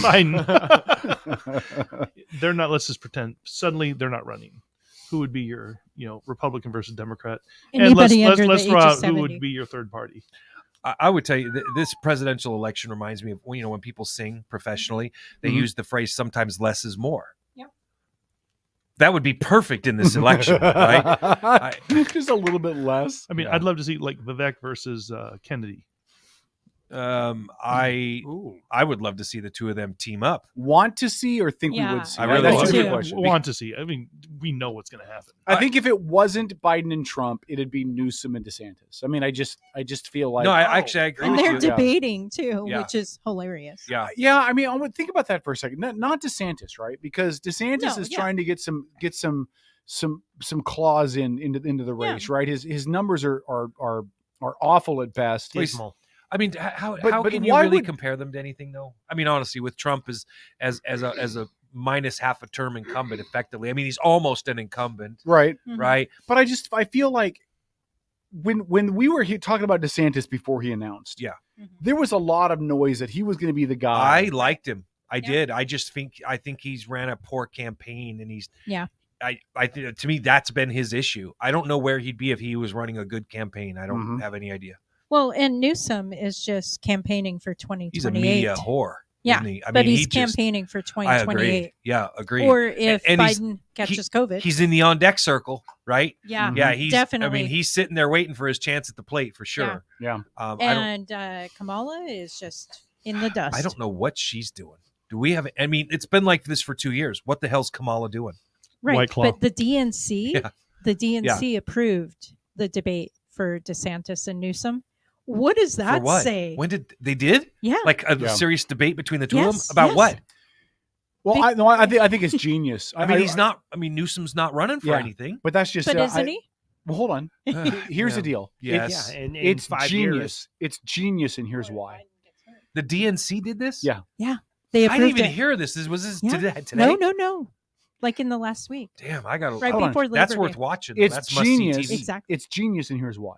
Newsom has nothing to lose right now. No doubt. If Newsom poops the bed, it just Right. means he doesn't run in 4 years or 5 years, or people have time to forget. And frankly, he's polished. But if DeSantis has a bad showing, Right. and he is the heir apparent to Trump, and Trump, for some reason, we talked about this on the last show, gets knocked out of the ability to run because of something with the legal challenges. with the legal challenges, or whether you're right. you know what I mean. Yes. So the only way that this hurts Newsom anybody, can't lose. Newsom can't lose, and Nope. DeSantis probably can't win. I mean, he's not going to surpass Trump, no matter how good he does against DeSantis. I would say, this isn't even really pushback, but I think that he could make some headway against Trump if he performs particularly well against Newsom, because everybody on the Republican side believes Newsom is next up to bat. Right. And that being said, if he performs particularly well, it could raise his standing within the base of the party, because then people would feel a little bit more comfortable with him should Trump not be able to perform. And the DNC has solved their problem with Kamala Harris. Yeah. Fascinating Biden, point. Yeah, if Biden doesn't make it to the Next election or week. whatever, or whatever, they don't have to worry about Kamala Harris because now they have Newsom. Yeah, she's like on the on deck circle. Maybe that's a better way to put it. And he's got his batting helmet on. He's sitting in the dugout, just waiting for them to switch pitchers so he can get switched out to come in and pinch hit. And this may be the biggest mistake the Democrats have made in a while. Really? Yeah, here's why. Think of another one. Because if they had at about the midway point, just said, Joe, you're cognitively declining. We need you to step down. And Kamala slides into that spot as the vice president. She's done plenty of that in her career. She would have 2 years to have established herself and have done something to get a positive. That's really don't you think that's what it would take? Like if they ever wanted her to run in the next presidential election, they'd need to find a way to get her into that position now. So she has get her into a position. Well, that's why she was God, I'm made an borders idiot. are. And then she complained on an interview about how people were going to Europe and she wanted to go to Europe. Yeah. Well, so, I mean, just send her to the border. She's had plenty of opportunities. She's hold on. I don't agree with you. I do. I hear she's better one-on-one. Here's you guys are awful. And the drinking game has started early. Here's the people. deal. Here's the deal. I think in general you'd be right, Lori. But here's where I don't agree with you. Whoa, Kevin said I'm right. I think in general you would be, but I think in this case you're wrong. Hold on, you backtrack. No, hold on. You said you were right, but no, I mean, maybe not. With most politicians, I think she'd be right. I think the Biden administration has intentionally put her on the bench. I think they have intentionally kept her from being able to be anywhere visible, anywhere that she may pose a threat. I think it's so she wouldn't outshine him. Why do you think it is? Exactly. Okay. They don't want her. They don't want her to be a threat. I think at first it was that, and then the fact that she's had 3 full changes of staff. Yeah, and now everybody's like full changes. Yeah, nobody wants to work for her. Let me call in the exorcist from the church. Holly said in chat, tell me what you guys think about this. Yeah. Holly said in chat, the country isn't ready to vote for a female president. Too misogynist. I can understand why a woman would say that. I don't necessarily agree. Like I would vote for. I love the platform and the way Nikki Haley has put herself out there. She's not the first woman that I would be willing to vote for president. A few years ago, I think it was 2016. We had the female, and right now her name escapes me. She was the corporate CEO that was running on the Republican primaries, and I just forget her name. I see her. I know who you're talking about. And I really was enjoying listening to, because I think she may be right. Maybe the country is still misogynistic. Like she'd get votes, but maybe it wouldn't be enough. Right. That's totally a plausible thing. But so, I don't know how to really judge that. I don't know if I agree, because didn't we say that till Obama? Well, the country will never vote for a black president. There's too many racists out there, or too many people have inherent racism. That's how I feel. And about then it. Obama showed up. So I don't know if it's. I mean, Hillary did win the Democrat. I mean, it sounds to me almost like more like she's saying Republicans are too misogynistic. I don't know about that, because I think a lot of Democrats. I didn't vote for Hillary. I just thought she was dishonest and just awful. Right.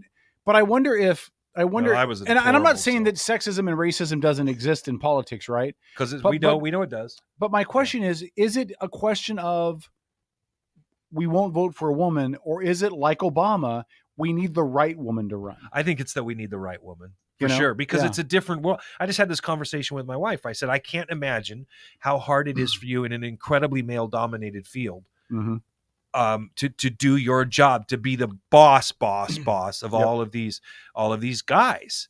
And I can't put myself in her shoes, because I know what it's like to be a dude. And so, do you though? And I just, the point is, about a female, I will slap you. I was going to say, he's right next to you. I just don't have the legs for it. It's so hard to put yourself, like, it's hard for a woman to put herself in a man's shoes. Right. I mean, I can imagine it, but I don't know how close to reality it is. It's not like when the Titanic sank, somebody said women and Paul first, women and children first. Yeah.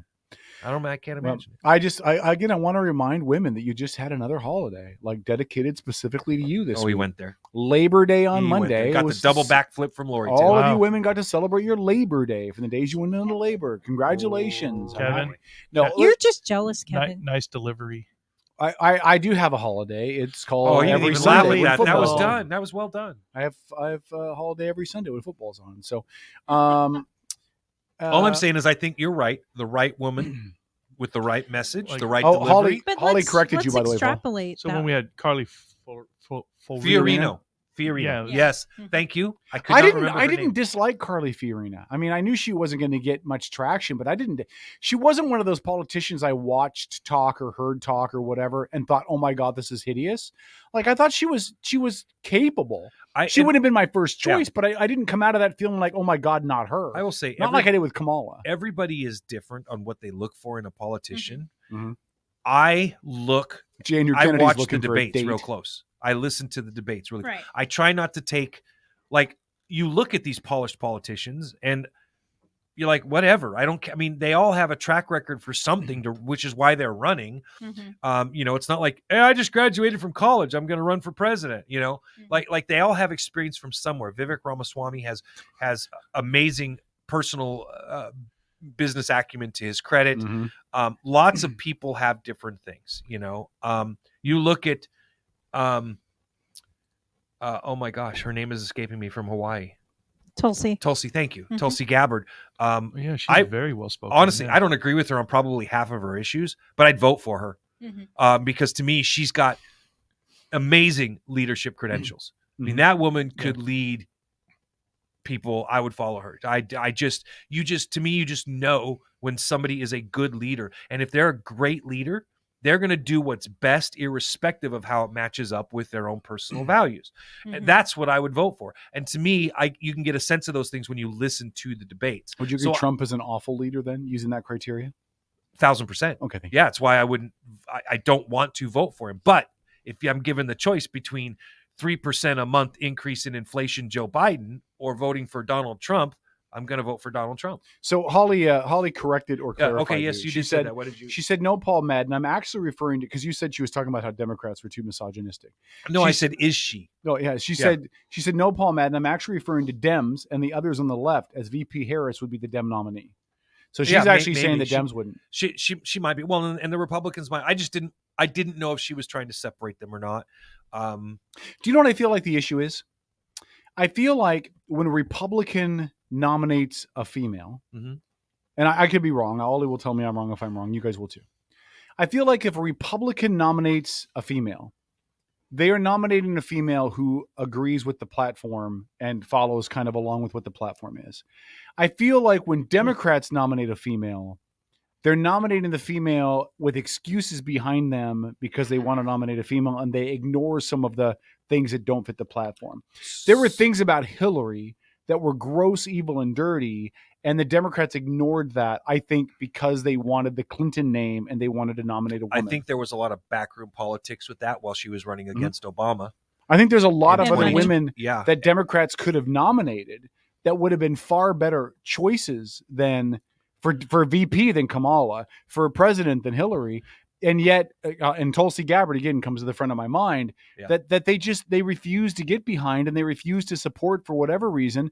And then you're left with just this grossness that you just, it's I freely admit, I don't know why the Democrats turned their back on her and effectively booted her ass out of the party. Well, you just said it. Well, didn't she leave the party on her own? Was she? Yeah, she did. She did. But during that presidential campaign, I mean, she rebuffed really well both Joe Biden and Kamala Harris, and it was almost like somebody just pulled out the hatchet and hit her with it, man, in the Democratic Party. I didn't understand it.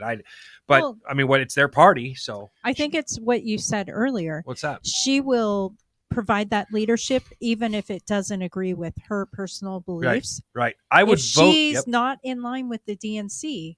It's true. Well, that's what they did to Bernie too, right? Yeah, and here's the other thing. What they did. Looking back now with backward vision, Kamala Harris was probably a favorite within the party to be Joe's running mate. So when Tulsi ripped her up the way that she did, they were like, "Oh, nope. You're messing with our chosen child for the VP." So, all right, hold that thought. We'll come back. More Outlaw Radio after this.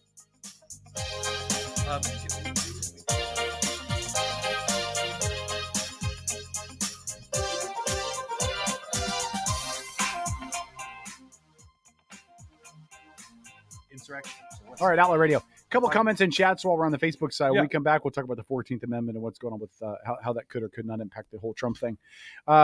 J. Andrew Kennedy said a woman in office will make great decisions for sure. I'm worried about the shit that she was 3 weeks out of the month. I'm worried about the shit that she was mad about 15 years old. She had 15 years ago. She definitely hasn't let that go. Corey says that he agrees with Holly's first statement. Just show me the right woman for the job. I don't disagree with that. I guess part of it's my naivete, right? And I don't feel like I'm a naive person, but it must be the fact that I'm naive because I think you guys raise very, very valid points about a woman running. I just don't understand why it's an issue. I mean, yes, clearly there are some men out there that say, "I'll never vote for a woman," right?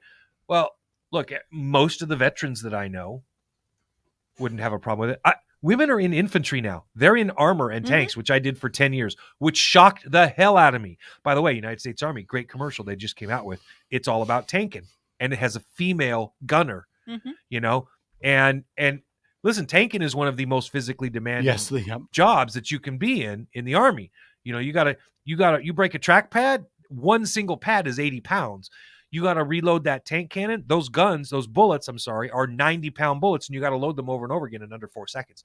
So, you know, my issue was the women. I wanted to make sure that the women had to meet the same physical standards as men. That way you could have the confidence they'd be able to do the job. I don't think that was too much to ask.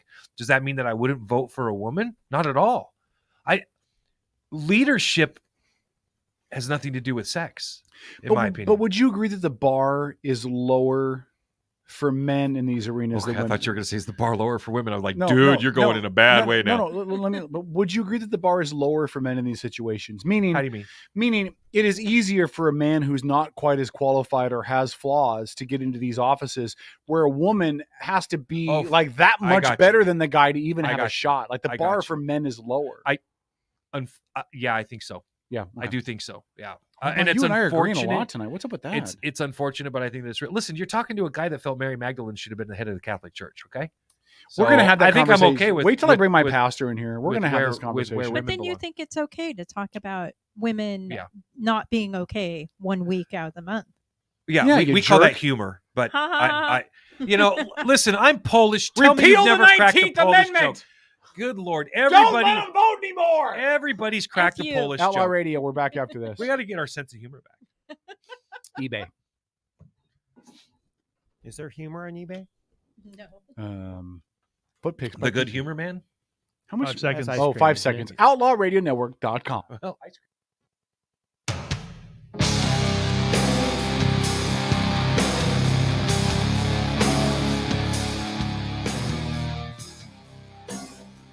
Outlaw Radio. Thanks for checking out the show. Yes, checking out the show. K-Dog, St. Paul, Black Tom, Lori, Yes. We're all Bob here. Ross, DJ D is around here somewhere. Yes. Again, we will take pre-orders for the Boy Toy Tyos t-shirt. If you want to pick that up, just let me know on the side.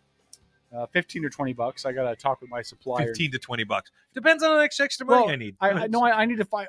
I know what I paid for these, but I need to. I got to figure out what the. It's Just go with $20. Just tell them $25 a piece, and any profits go to the what's the name of the Phil Needs Pants. Foot Picks by Fund. Kiki. No, the Demolition Derby group. The Weirdos. KDDA? Weirdos Racing's fuel fund, because there you go. gas is stupid expensive. Right. I tell you, man, when I hear Vivek Ramaswamy, that's one of the things that I like hearing him say. You know, he's like one of the first priorities if he was elected president would be to make America energy independent again. Great again. Which is something that we got away from day one of the Joe Biden presidency. Mm-hmm. Yeah. I mean, just day one, cancel the pipeline. Look, nothing is Sign perfect. those You know, executive orders. his point about, burn coal and embrace nuclear, all of these things bring energy prices down. And the more we bring energy prices down, the more we fight back against 3% inflation. And here's the one thing about listening to people talk about inflation that just blows my mind, right? And Lori, I know you got a really good grip on this, so correct me if I'm wrong. But when they say, well, we only had 3% inflation this month.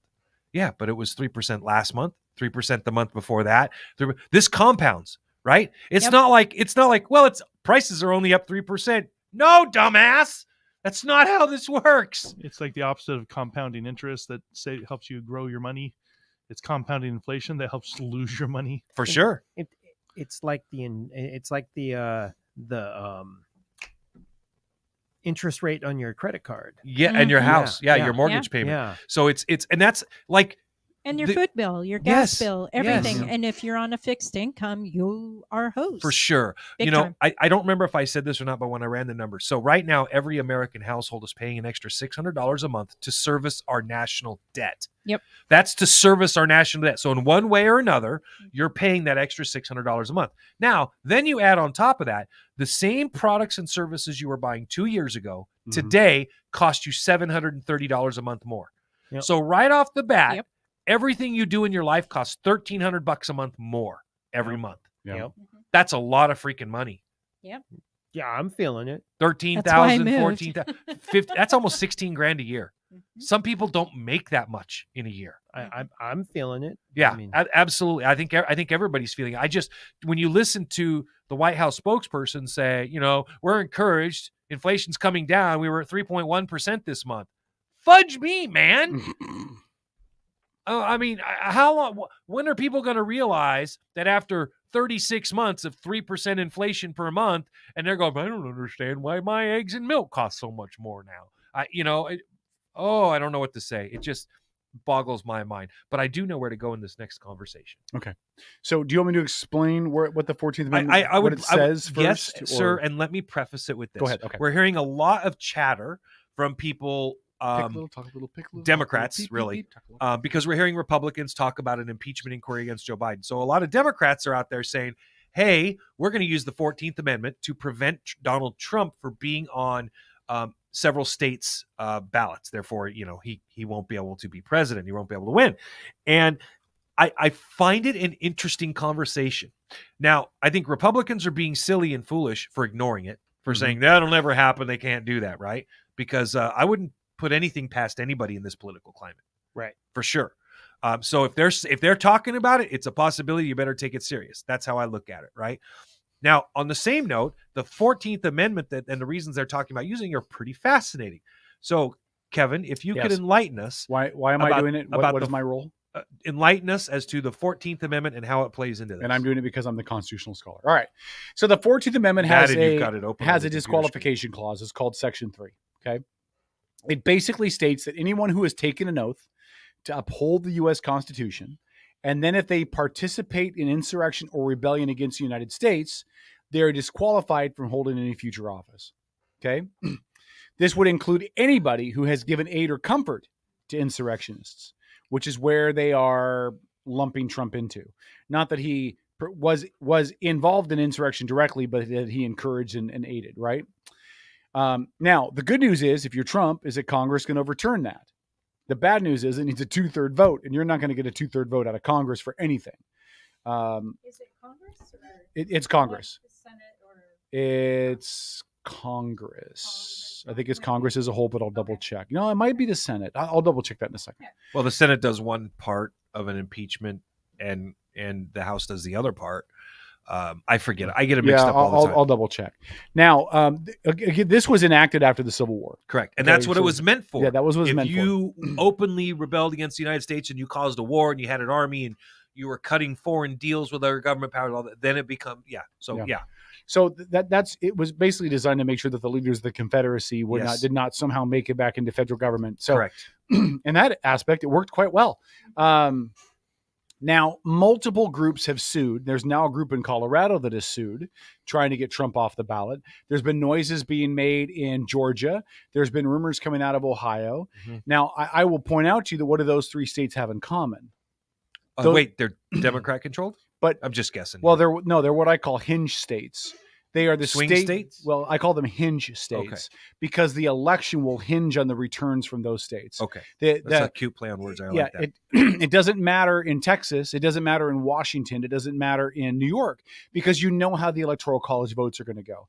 But when we come down to a general election in November of 2024, those three states will help decide who the president is. There's 7 states that have to come into play for you pick your president.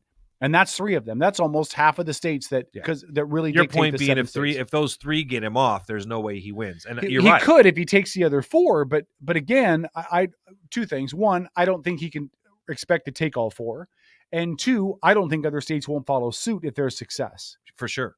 I think you could see a state like North Carolina, which has been a pivot state or a hinge state. I like pivot state. I like that. Pennsylvania, a pivot state. Those states are run by Democratic legislators who very easily could invoke the 14th Amendment as a way to ensure that Donald Trump is nowhere near the ballot. And if Trump's not on the ballot, what is the process? Does it lay out the process there? Because I think that's part of the debate that's going on right now, right? Is that, well, it says this, but it doesn't define anything, which is where we're getting to in this conversation. Well, it defines insurrection. Does it? And it uses the word insurrection or rebellion. Right. The 14th does. Yeah. But we the people, we the government, whatever, we haven't decided what January 6th was. Well, now you're getting to the point, right? That I wanted to talk about, Lori. Quick question. Your mic's not working. Talk in the other mic. Quick question. Regarding the 14th Amendment, knowing that in Washington we have our own constitution, is the 14th Amendment something that a state right can invoke with their state rights, or is that something that has to go through Congress? Good question. Well, so here's what I expect. Educate me. So here's the issue. Okay. The issue is this has never been done before. Mm-hmm. Well, since 1876 anyway. Well, 1876, an old boy named Bell, Reba McEntire lyrics. 1876 was cut and dry, though, right? Yes, it was. Because it was about the result of the Civil War and all, and that. And everybody knew it was a war. Yep. And everybody knew it was an insurrection and a rebellion. Right. The problem with this is it hasn't been done before. So there's two ways this could go. One is how Colorado's handling it, which is through legal challenge. Mm-hmm. The question will be who gets to decide this: federal court, state court. The 10th Amendment makes it clear, and again, I've been screaming about this on the show for the last year. The 10th Amendment makes it clear that the states get to decide the Constitution. The requirements for voting. Mm-hmm. Even in federal elections, the states get to choose. Yeah. So my argument would be is that this would not be a federal judge who would decide. It would probably be somebody at the state Supreme Court level who would decide. It could be challenged to the federal court after that, but it would have to be handled on the state level first because the 10th Amendment says the states get to decide because it's not specifically outlined, right? So if Colorado, for example, got a liberal judge or even a conservative judge that doesn't like Trump to say, yep, he's charged with insurrection, he can't be on the ballot till this is addressed, then I could see other states saying, i.e. Pennsylvania, well, he's already been ruled in Colorado that he's ineligible. We don't feel like we need to pursue the charges with the precedent's been set. Right. So, and now Pennsylvania unilaterally rules at some kind of a state level, and boom, he's off the ballot. And boom, he's off the ballot in Ohio, or boom, he's off the ballot in Nevada, or Georgia, or North Carolina. And you can see how this can trickle. Right. And exactly. I don't think I'm a constitutional scholar. Mm-hmm. I don't think anybody who's a constitutional expert, constitutional lawyers, I don't think anybody knows how to handle this. There's no precedent. For sure. And I think everybody's opinion is different. And I think it will eventually come down to the Supreme Court. And here's the question for you, Paul, specifically. Yeah. Will the Supreme Court back Trump? No. And should they be allowed to make the decision on Trump since 4 of them are in the job because of him? 3. Isn't it 4? It's 3. Kavanaugh, Gorsuch. And Barrett. And Barrett? Just 3? Okay. Yeah. But should they be the ones deciding it since they got their job because of it? It's just so many. It's a great question, conflicts. but I will say this. I think all 3 have proven their neutrality on decisions that have come across. And I don't think there's really any denying that. I'm sure some Democrats would like to deny it, right? Out of sheer politics. But I think they've made decisions that I didn't agree with. But I tend to lean the way of the Supreme Court. I think there's a lot of debate that goes on, and those are very intelligent individuals, whether I agree with their politics or not. And if they made a decision on something like that, I'd have it. If the Supreme Court came down and said, "Hey, look, we don't think Trump can run, right, because of the 14th." Okay. Do you think we even get there? I hope so. And I say that because if we don't get there, right. I don't like the alternative. Right. That's what I'm wondering. I mean, if states start pulling him off the ballot. That's what I fear. Like if Colorado sets precedent and then other states pull him off, what's going to happen? I don't see anything good coming from that. Yeah. We touched on it a little bit Sunday night, because then you're going to be at a point in this country where right now it's just, this country is split in half. Yeah. Okay, maybe 40-40 with 20 in the middle, right? Yeah. So 40% of this country is going to be like, I didn't like the guy. I wasn't going to vote for him. But you're not going to take away my choices like that. Yep. Right. And that's where I see a lot of bad stuff happening. Mm-hmm. Yep. So let it go to the courts. Let the courts handle it and do it. It gets back to the bigger question. The 14th Amendment is all about this idea of a rebellion, right? Mm-hmm. Well, I'm curious if everybody here and listening, what they think. Was it a rebellion? Was it an attempt to overthrow the government? And I'm like legitimately wondering what everybody's, because right now 40% of the country says it was, and 40% of the country says it was not. Well, 40% of the country's wrong.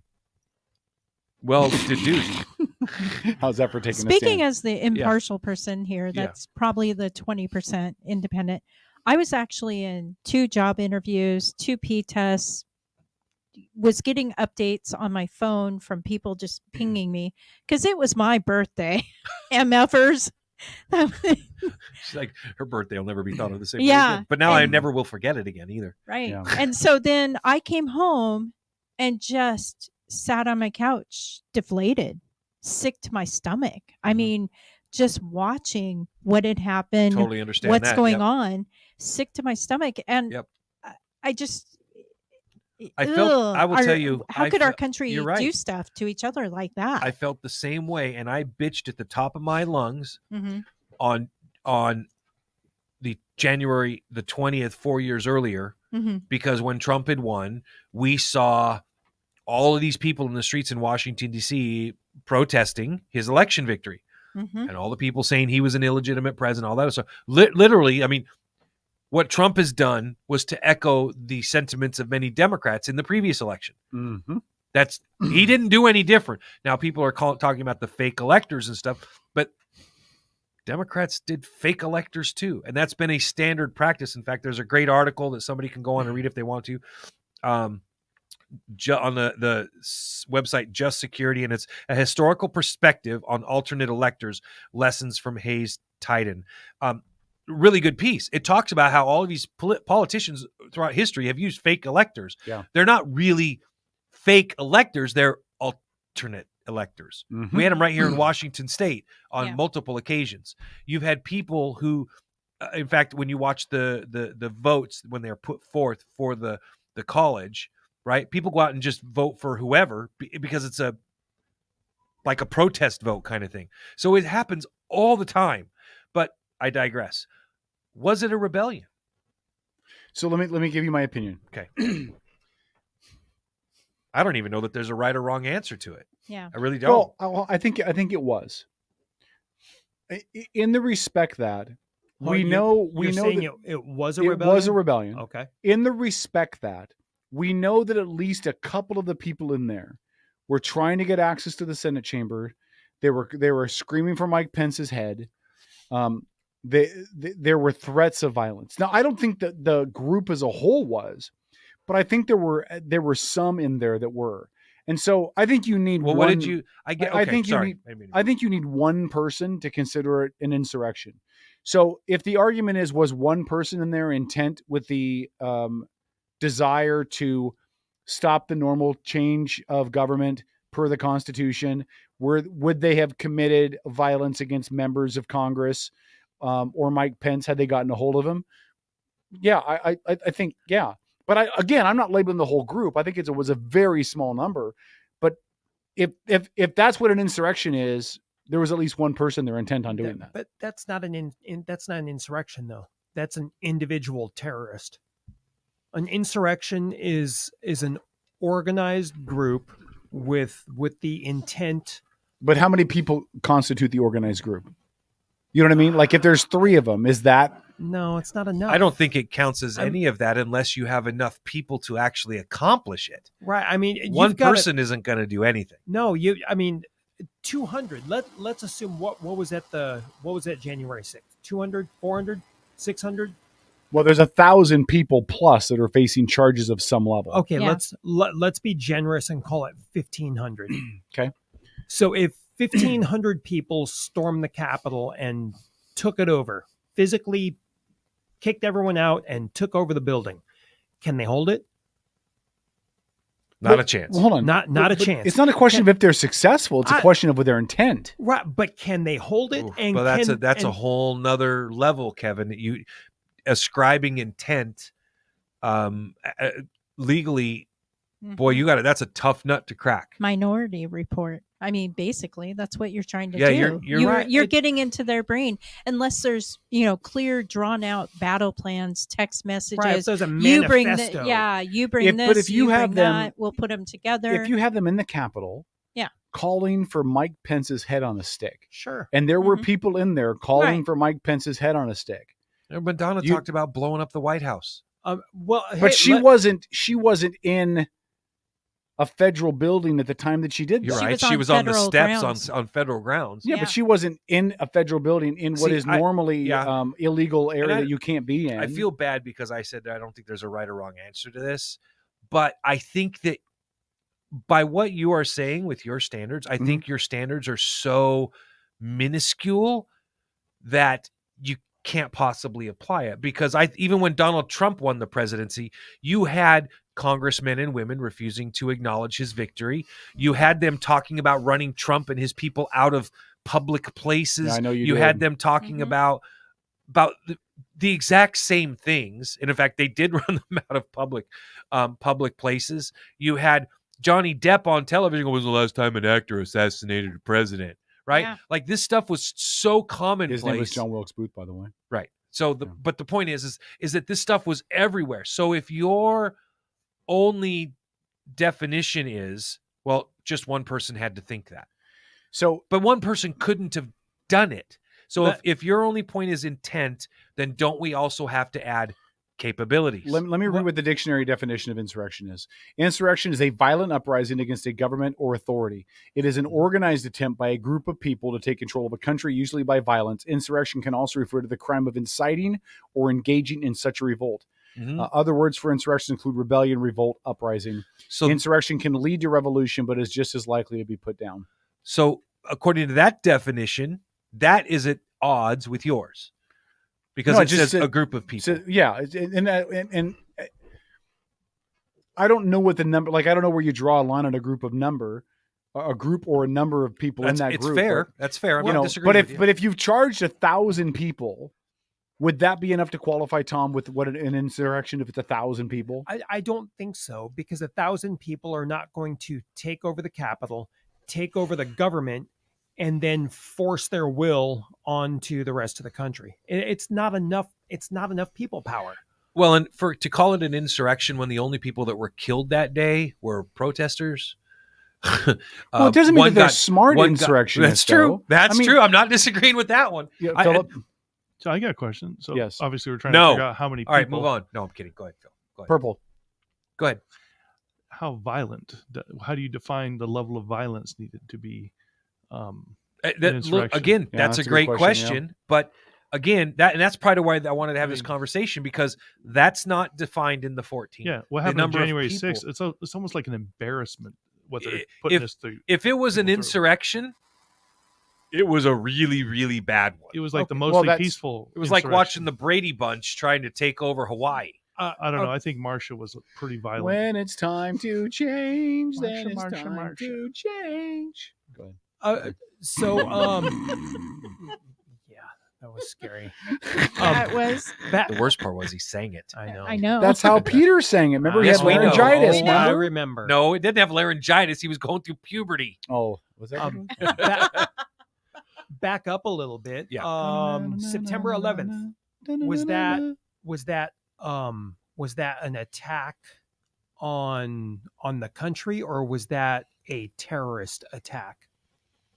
Well, again, remember, the key facet of an insurrection is against a government or authority. What they did on September 11th was not against the government or authority. It was against people.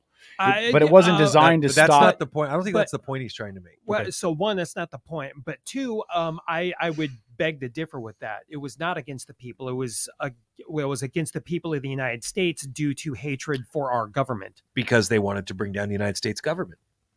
Oh, do you think that's what September 11th was about? Absolutely. I don't think it was about the government at all. I think it was about our way of life. I think it was about.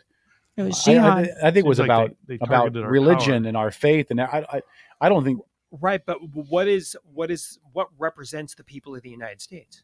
I mean, what they target? The White House. The White House. The Pentagon and the World Trade Center. Right. Yeah. So if we use 9/11 as a metric, was that an attack on our government, or was that a terrorist attack against our populace? And the last time that we dealt with this issue, you had a government entity set itself up and declare itself apart from the rest of the government and put together a standing army and attack. Right? So we have a precedent that has been set, right? Yeah. And this comes nowhere near that. And we're not even talking about the things that Donald Trump said when he was on that stage, where he said, we're going to peacefully assemble and march over there. And, he never said, my issue with him from that day was that he went back to the White House and sat there and watched everything for 3 hours. Right. That's my issue. Yeah. But would your opinion change? Let me ask this question. Tom, Lori, Paul, would your guys' opinion change if any of those protesters had gotten to Mike Pence or Nancy Pelosi, if any of them had incurred any violence against sitting members of Congress inside that building, Even if it was the same number of protesters, we get you. Yeah. Would that change your definition? No, I'd still call them domestic terrorists. I'm right there with Tom. Yeah. Yeah, I would agree. I think that it's hard because none of us were actually there, but For I sure. really Speak for yourself. Hey now. You might be. You be careful. They might Yeah. come arrest you one night, man. By if the they way, think that you're was there. Kevin speaking, not Lori. And definitely not Paul. Not Paul or Nope. Tom. Just trying to imagine it, dude. Like they get there and like, okay, they're face to face with Pence. You think it would turn into Pence being like, "What the heck are you guys doing?" Probably, yeah. Secret Service. Like, would it get real vocal? I can't get past the fact that we're making the comparison about all this when we could literally go back in time 6 months to the previous summer and look at what BLM was doing all over the country. And a big part of that was because they wanted to bring down Donald Trump and his presidency. And they were very vocal about that. Yeah. Right. And if you can't call that an insurrection, then I'm going to have a real hard time buying the idea that January 6th was a rebellion or an insurrection because, first of all, there was no leadership structure. There was no plan. There was no organization. Nobody was planning to do anything. They were just pissed off. Mm-hmm. I mean, it was a pretty good tour group. You got to give them that. But beyond that, I mean, it was... I have a question for all of you. Yes. Isn't this a lot like high school? Where the bully kind of, rattles everybody's chain? Because they were going around knocking on the doors of the congressmen and people or whatever, right? And scaring them. You mean they didn't break doors down? No. They could shoot out have. the locks? I felt incredibly bad, even though I don't like her as a politician. I mean, to hear Ocasio, right, AOC's, how she explained how fearful she was in the Capitol building when she was actually not in the Capitol building was an amazing testament to how frightening that situation was. But I mean, nobody broke down doors. Yeah, the way they tried, she got shot. Pelosi's office was wide open. She was climbing over a crowd. And Pelosi, whoever, I think it was the shaman or whatever that guy's name is, and he sat in her chair, put his feet up on the desk and everything. But doors weren't broken down. Knocking was happening. No, in fact, I agree. I agree. I you're think right. The target was more Pence than anybody else. Yeah, because people were angry with him because they felt like he should have at the very least said there are some issues, send it back to the states to adjudicate those issues. Right. And Pence's stance all along has been, I didn't have the power to do that. So there, and listen, I don't think there's an answer to that question. Agreed.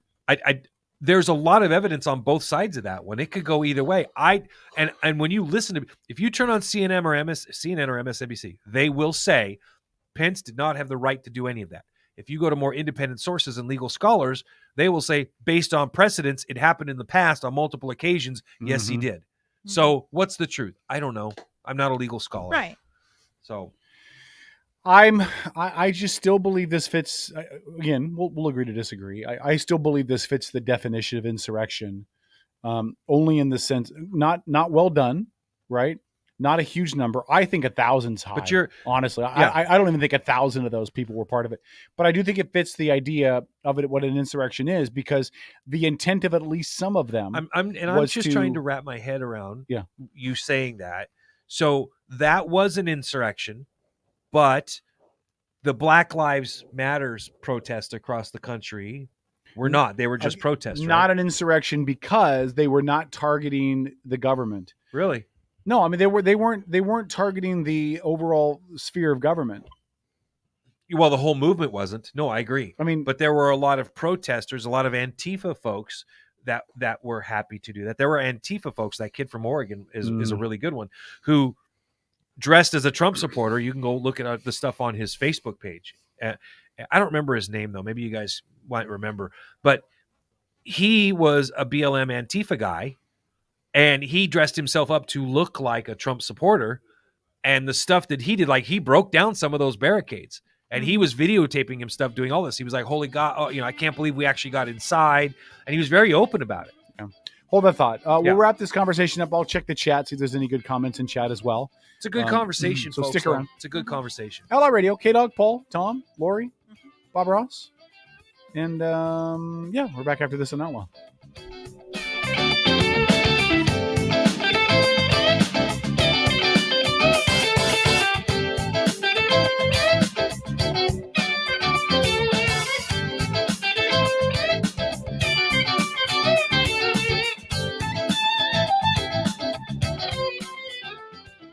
dancing with Ty Yost on my shirt.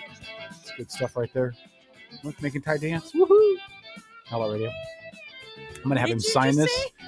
I'm going to have him sign this. He was using his boobies to make Ty dance. I'm going to sign it, and then I'm going to frame it and hang it up. All right, Outlaw Radio. Let me check comments in chat really quick.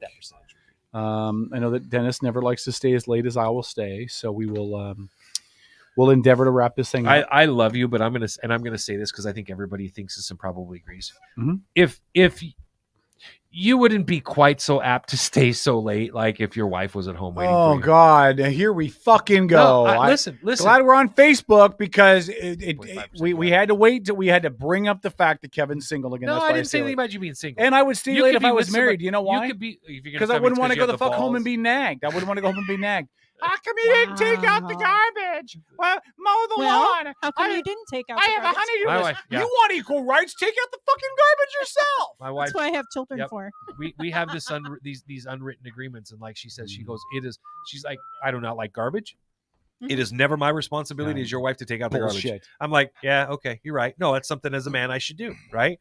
But it has transformed into now I have to, when the dogs have an accident or mistake, or when the kids throws up, or when there's a spider. Like dog have a mistake.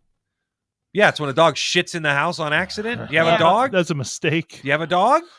Well, I mean, you're going to argue with a dog? You're going to lose the argument. I'm just not sure it's a mistake.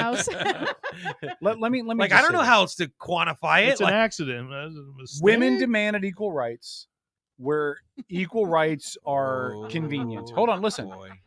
Women have demanded equal rights where equal rights are convenient. We want equal pay, but we don't want to be drafted.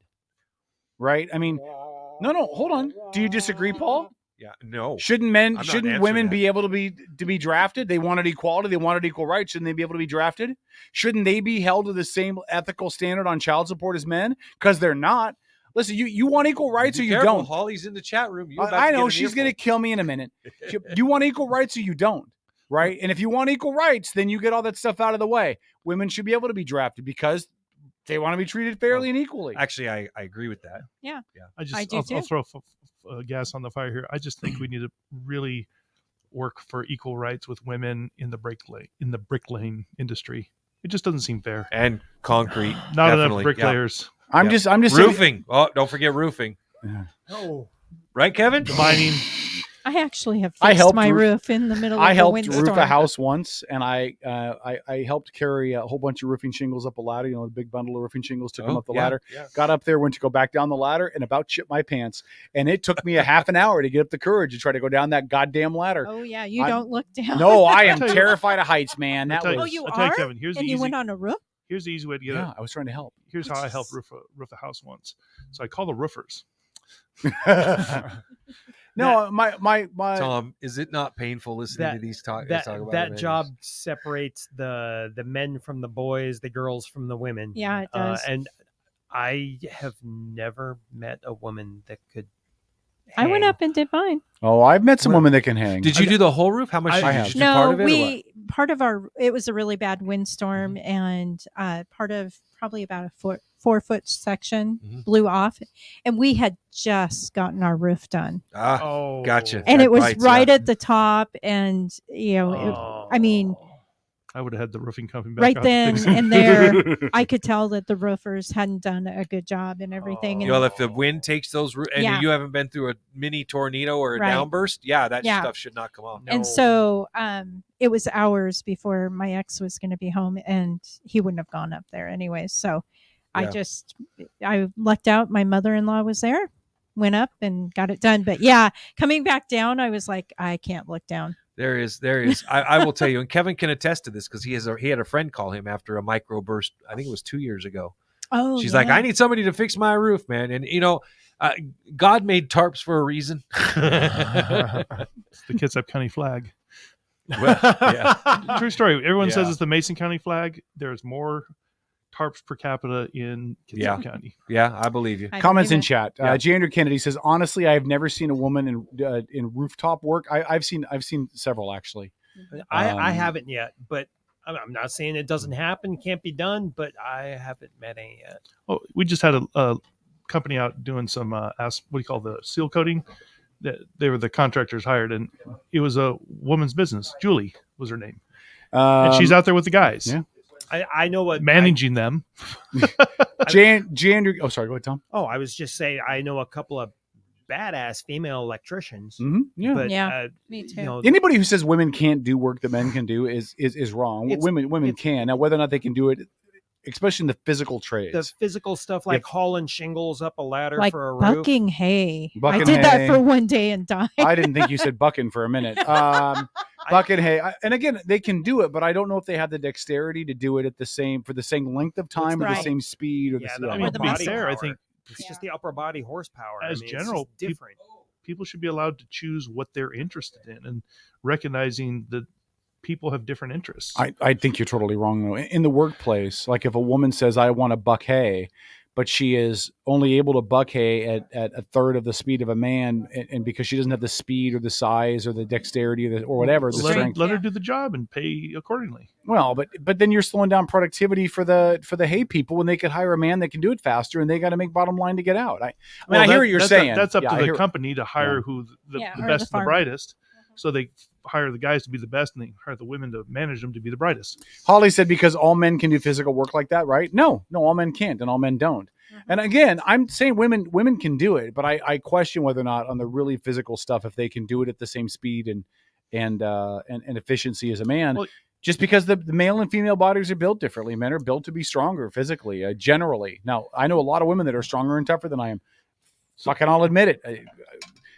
Ronda Rousey will kick my ass 3 times, and I'll sign up for it. But I mean, I'm speaking generalistic. Now, here's a fun fact. Back during the space race, they were building, these computer cores were hand wound wire around the magnetic cores, right? And they were actually having the best programmers. They physically had to wire the magnetic cores were women. They did a better job. They had the attention to detail to get a job, and the men just sucked at it. It's like shooting in the army when you go for target shooting. Women, generally speaking, shoot a better average than men. They really do. And I watched it time and time again. The theory behind it was very interesting because as boys, you grow up playing different games. Soldier game, you're playing, Cowboys, you pretend Indians, cowboys. and, You end up. So what happens when you do that, right? You develop the worst habits imaginable, and then you have to unlearn them in order to shoot well. Well, and listen, the Air Force did a study in the early 2000s. The Air Force? The Air Force did a study in the early 2000s, and they expected their study to say that men were better pilots than women. They were trying to use that at the time to justify keeping women out of the cockpit.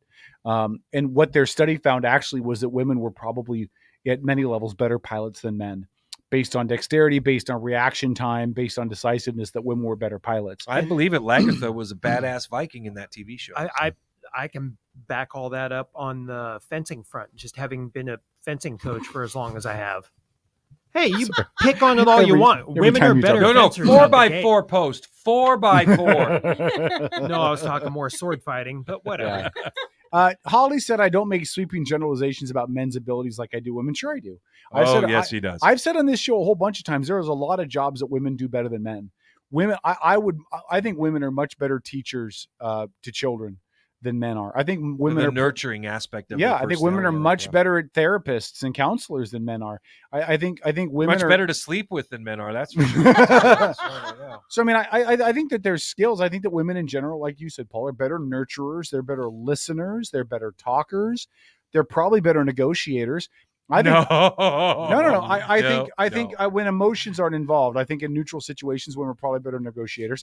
And I would argue in some instances, women I would agree. I think in some instances, women would be better in law enforcement than men, because I think, might be true. I think women are less likely to lose their head in anger or reactionary than men are.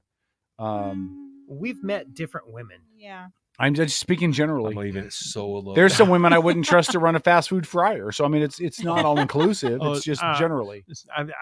I'm just talking about like keeping their head about them. We have obviously met different women in our lives. Holly said, no, you don't, because you don't say men should be prohibited from jobs or slowing down productivity. I've never said women should be eliminated or restricted from jobs. I said they slow down productivity. And by the way, I think men, that's why I just said some women would be better in those jobs. It means that men would be worse and the productivity would be less. I'd be curious to see a study of how students do in adolescence grades, let's say kindergarten through 8th grade, how they score with a female teacher versus a male teacher. I would love to see that. It'll never come out, but I'd love to see it. Wait. He's saying he thinks women are going to be a better teacher. No. I do, because I think they nurture better, and I think that they appeal to children's ability to want to learn better than men do. Everything changes in 5th, 6th grade, and girls just give up for the most part. Not all, but for the most part, girls lose their attention span. No, I just mean students in general. I know. Because that attention span should be lost if it's a male teacher or a female teacher. Either right. way. But I mean, the girls they no longer care about school. Yeah. Holly then said, care about sex and boys or what? What do you mean? Boys, clothes, fashion. Okay. So the social part of life, the social part, it really just kicks in. Okay. So Kevin, I got a fun story for you. Hold on, or how to skip class. Holly said, Tom Martin, who has started all the wars in history, yet women are the ones ruled by their emotions. Well, men haven't Helen started of Troy. Hold on. I win. Men haven't started all the wars in history. I mean, Wonder Woman was an Amazon. We saw what happened there. Philip, what you got? I was just thinking about, I'll be brief. So remember the time I'm driving to Mason County. I used to live out there, hit a deer. We got to, deal with the deer because the poor Bambi's, suffering. We're ready to use whatever we have to put it out of its misery. And the sheriff pulls up. And, the sheriff does what Mason County sheriffs do. They took it home and ate it. We pulled the deer on the side and they pulled their pistol and shot the deer. Dispatched it. And she did a great job. Yeah. Didn't even phase her. She's like, yep, just pull over. And I'm just thinking. It's funny that you would say that because when we lived in Mason County, my brother came to my house. Right around the corner from my house, a deer got hit right in front of him. He drove 500 feet up to my house, starts telling us that a deer just got hit at the bottom of the road. My wife wasted no time, hopped in the truck. While she was driving the 500 feet, went online and got a deer tag, picked the deer up, threw it in the back of the truck. And before I even knew she had left to go get a dead deer, she was back pulling out knives to skin it. Your wife scares the fuck out of me, Paul. Me too. Listen, I'm not Holly. I think way to go, Katie. I think Holly's defensive that I'm somehow belittling women, and I'm not. I'm acknowledging that there are specific differences between men and women that have specific fits in the world, and it's not all inclusive. There are exceptions to every rule. I should not buck hay. Okay, like I'm honest. There's things like that I should not do. Paul, you can come over my house and try it. I'm not going to stop you. Yeah, but I'm just saying. I'm not bashing. I mean, I'm just should saying really try something. There are limits. There are generalizations you can make. I don't believe it should limit anybody. But look, if I'm running a hay business, if I got fields that got a hay, and a woman shows up, I'm going to be really hard pressed just to believe that she's going to be able to hang. Now, maybe I hire her and give her the opportunity, but 99 times out of 100, she's not going to measure up to the work the men are doing because women's bodies are not designed that way. Well, maybe she'll surprise me and I'll keep her and she'll be my best worker. Think part of that comes down to the very simple mathematical equation, which is how many genders are there? Just saying. Heidi said, taking a shot at me, all manual labor is off limits for you, Kevin. Desk joppy is best for you. No, I'm going to leave that alone. There's manual labor stuff that I'll do, but listen, if you're haying, I hate in high school. So haying is tough it's shit. Hard. Tough shit with a lot of upper body strength that I don't have anymore. Yeah. So I mean, if I went out haying tomorrow, I would do good for the first 5 minutes, and within about 20 minutes, I need a goddamn nap. So I mean, I do physical labor, but the hand stuff is tough. See what Kennedy said. Who said? He says that sounded like a very homosexual invitation. Hey. How you doing? All right. All right. Really quickly, other comments in chat. I want to give everybody a chance to get their comments in.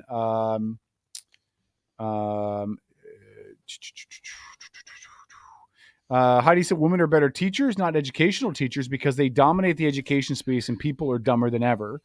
I think people. We could talk about some legislators about that one. I think people are dumber than ever because of the power that we've given the teachers union. I don't think it's about specific teachers as much as it is the union, the power we've given them. But and these amazing little handheld computers. By the way, you know what nobody knows how to really use. You know what pisses me off? is at Bremerton School District. I can't talk about the other Hooker ones, in but Russia? where my kids go to school in Bremerton School District, Yeah. the teachers don't even try to keep the phones out of the students' hands during class. Oh, fuck me on your phone all you want. They don't say anything. When I went to school, I had a handheld, one of those little handheld cheap ass football games with the.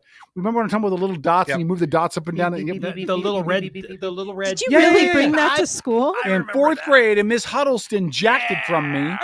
Miss Huddleston, or as we called her, Miss Waddle, but Miss Huddleston took it from me, and I didn't get it till the end of the school year. Okay. Ouch. End of the school year. Yes. Yeah. Oh, That's how tough they were. Now We they went don't to care if you bring your. Stanley. You could be on Insta and all that shit in class, and My- they don't even say anything. My third grade teacher did that after I got back from Disneyland because I had a little package of Mexican jumping beans.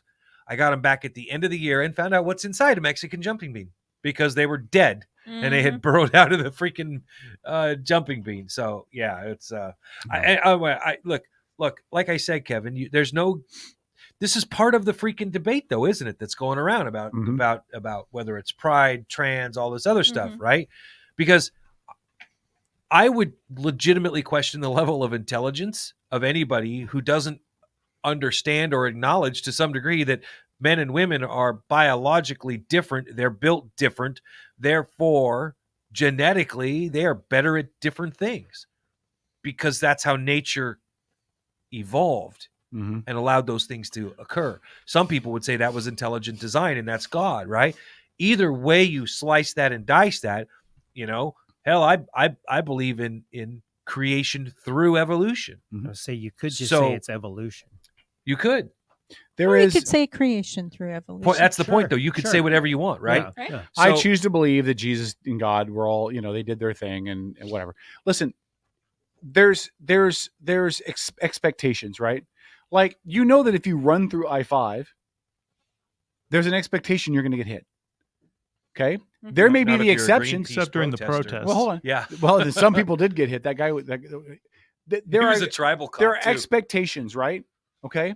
So maybe you're one of the people that luckily run through I-5 and don't get hit.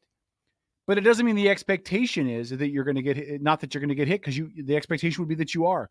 99 times out of 100, women, because of their physical stature and makeup, not mental, none of this is mental, cannot do what men can do in physical labor jobs. 99. Is there an exception to the rule? Sure. Her name was China, and she wrestled in the WWE and died. But there are exceptions, but it's rare.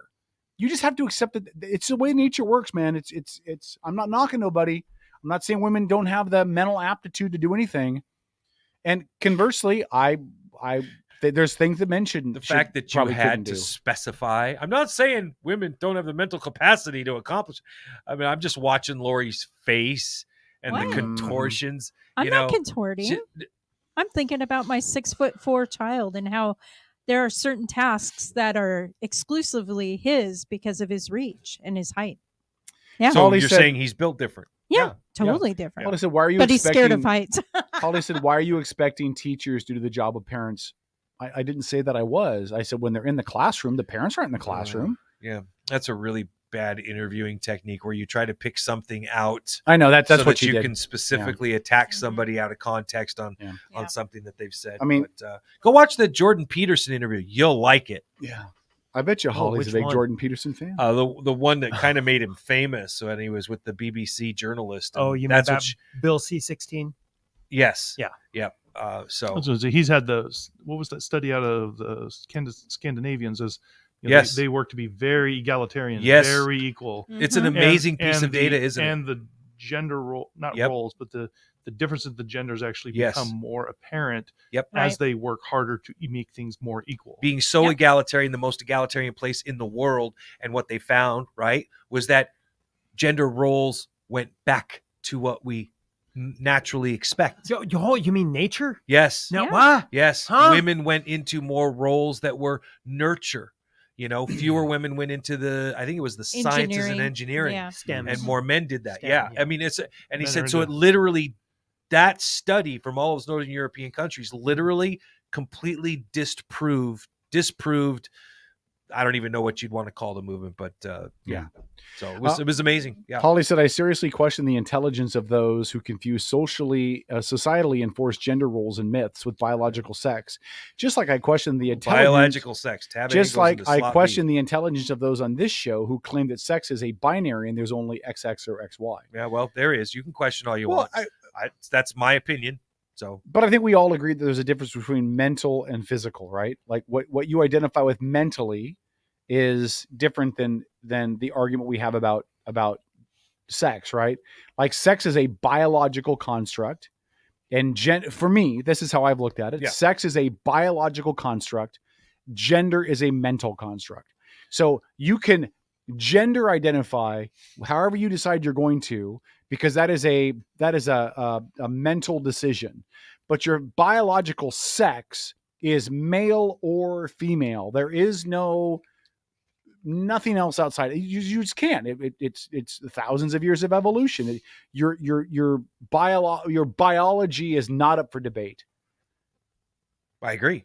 There you biology is not up for debate. And that's why it shouldn't be on a driver's license as anything other than that, because biological, it should not be in your medical records besides biological, because that dictates how you get treated. Men are more susceptible to certain things than women are. Women are more susceptible to certain things than men. It's, again, I know you guys hate to admit the facts, but ta-da! Anyway, the whole reason I take the stand I do against the trans issues are because of the harm that it's doing to children. And as intelligent parents, we should not be allowing our children not smart enough to consent or understand the things that they are doing or talking about. We should not. We need to be making those parental decisions and say, you do whatever you want when you're old enough. Do whatever you like. Mm-hmm. But we're not cutting your breasts off at 14 because you see your friends doing it on social media. Or testosterone. Yes. Yeah. Or taking all those drugs because you ain't coming back from that. And Holly said, explain intersex people. Oh, okay, 0.1% of the population. Okay, that's fine. Well, I can explain that. It's called a birth defect. We don't root for it. We don't hope for it, but it is what it is. It's a birth defect. It is somebody who was born in a way that their body did not produce itself the way that the human body is designed to produce itself. Point of fact, we have a you very love close them. relationship with somebody at this station. Yeah. You love them. You take care of them. You look out for them. You don't belittle them, but it is what it is. It's a birth defect. They're still a valuable human being who deserves everything everybody else does. But it's just like anybody else born with any other kind of birth defect. It's not a design of nature.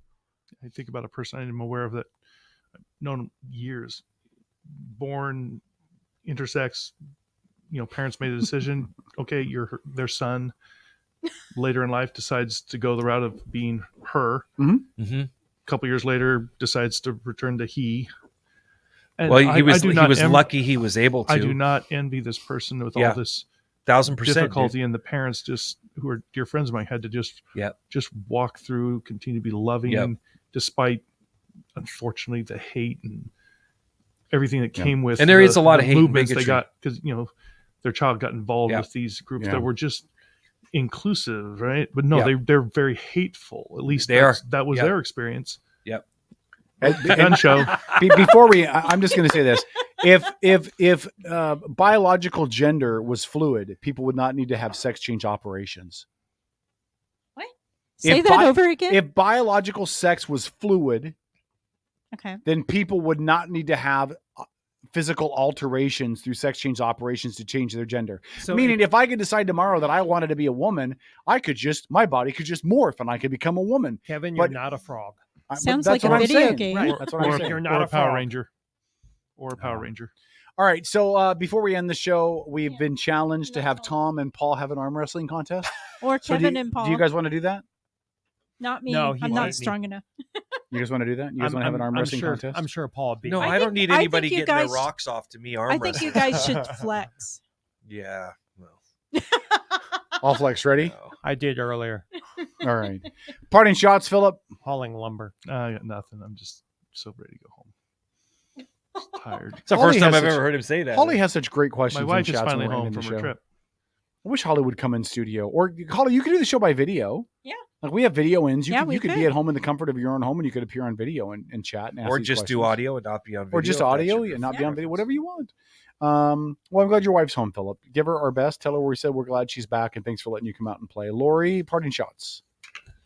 Outlaw at the KDDA Yeah, this Saturday. Outlaw Invitational. Yeah. 2:30 p.m. Gates open, and We don't know what time we have to race. be there at 2:30. I think the gates don't open for No, time gates open at trials until 2:30. oh, do they? Yeah, gates open at 2:30. Time trials at 4:30. The event starts at 5:30. I will not be driving. Kevin, Paul, Are Tom. you sure? I will give up my seat if you want to drive. Oh no, I think no. you'd have a blast. I wish you would drive. I mean, you'd get to like hit somebody else's car on purpose.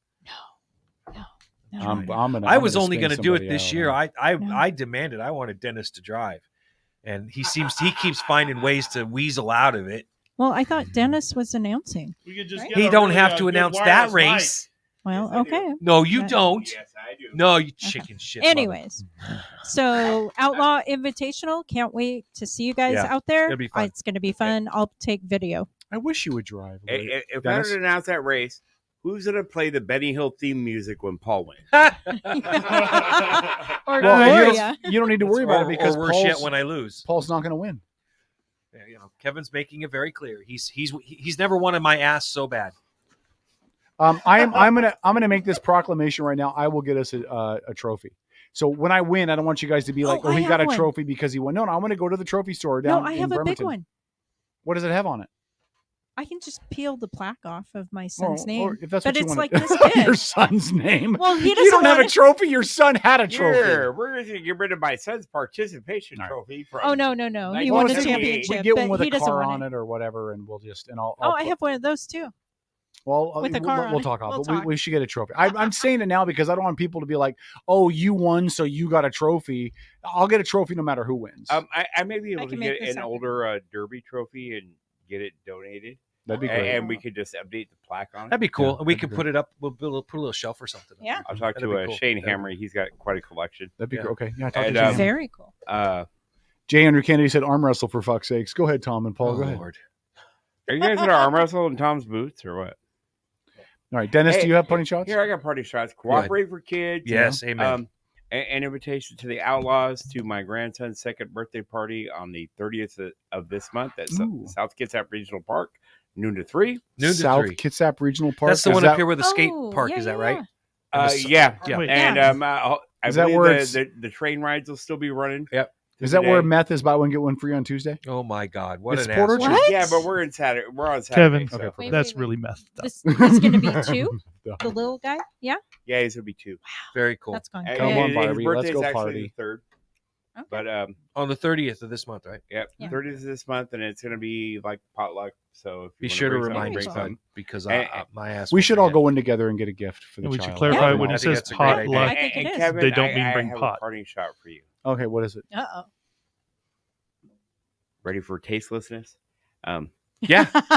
So I lost my virginity to a girl with Down syndrome. You know why? oh. Oh no. Oh no. Because I wanted it to be special. Okay.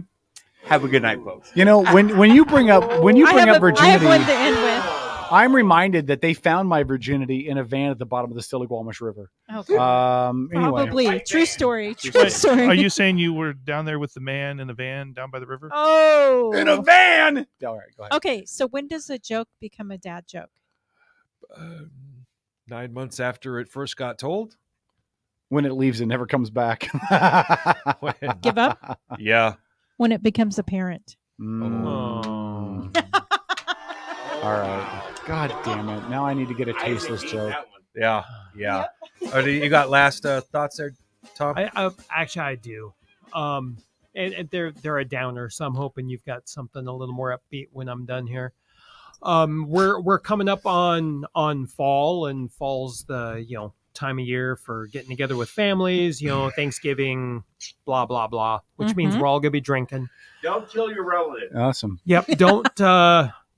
Don't kill your relatives. Just arm wrestle. Yeah. But make good decisions. Yesterday I lost a good friend. Oh, Sorry, Tom. And she had a track record of making bad decisions with alcohol and pills and other rough. stuff. Sorry, brother. And it if you need help, reach out and get it. She knew she needed help, and instead of reaching out to take the help that was offered to her by family and friends, she ran away so she could keep kind of misbehaving and abusing yourself. And it just makes me sad. You know, it digs at me a little bit because I own a distillery. I make liquor. And I don't like the idea that, you know, I should be responsible for someone else's decisions. So I struggle with that a little bit. But, you know, if you need help, reach out and get it. Yeah, I mean, man. for crying out loud, if you need help and there's no one in your life, email me.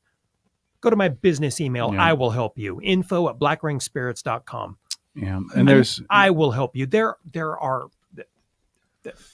help out there. Ugh, And, you know, how am I supposed to follow that, I dude? don't know, man. mean, Like I holy said, I'm sorry. shit, and roll me in it. I will say this. It's a downer, but 988 is up and available now too, like 911, but 988 is for people that are experiencing And there's mental, a text line mental too. trauma. Is that texting as well? I believe so. Okay. I will finish. I'm sorry. My apologies. Are you? I really am. I'm done. I don't want to, you know, kick a dead horse or anything. But if you have an alcohol problem, a substance problem of any sort, man, get some help. You know, because you're not just hurting yourself. You're hurting your family. You're hurting your friends. Reach out and get some help, please. For sure, brother. For sure. There was my last comment. I was asked in the chat, and I want to be specific about this. About sorry. Well, basically, I can't find it now. But the question was asking me if I was against girls having their breasts removed. I am against all gender affirming surgeries. I think she said males having breast reduction surgery due to male hormonal issues or whatever, I think is what she biological anomaly. I didn't see that. Okay. But I'll just answer what I was going to answer. I'm against all underage people having anything remotely described as gender affirming surgeries of any type or any medication being given to them. How about elective? You know, well, they would be elective, right? Well, no, not always, because sometimes there are, you know, there's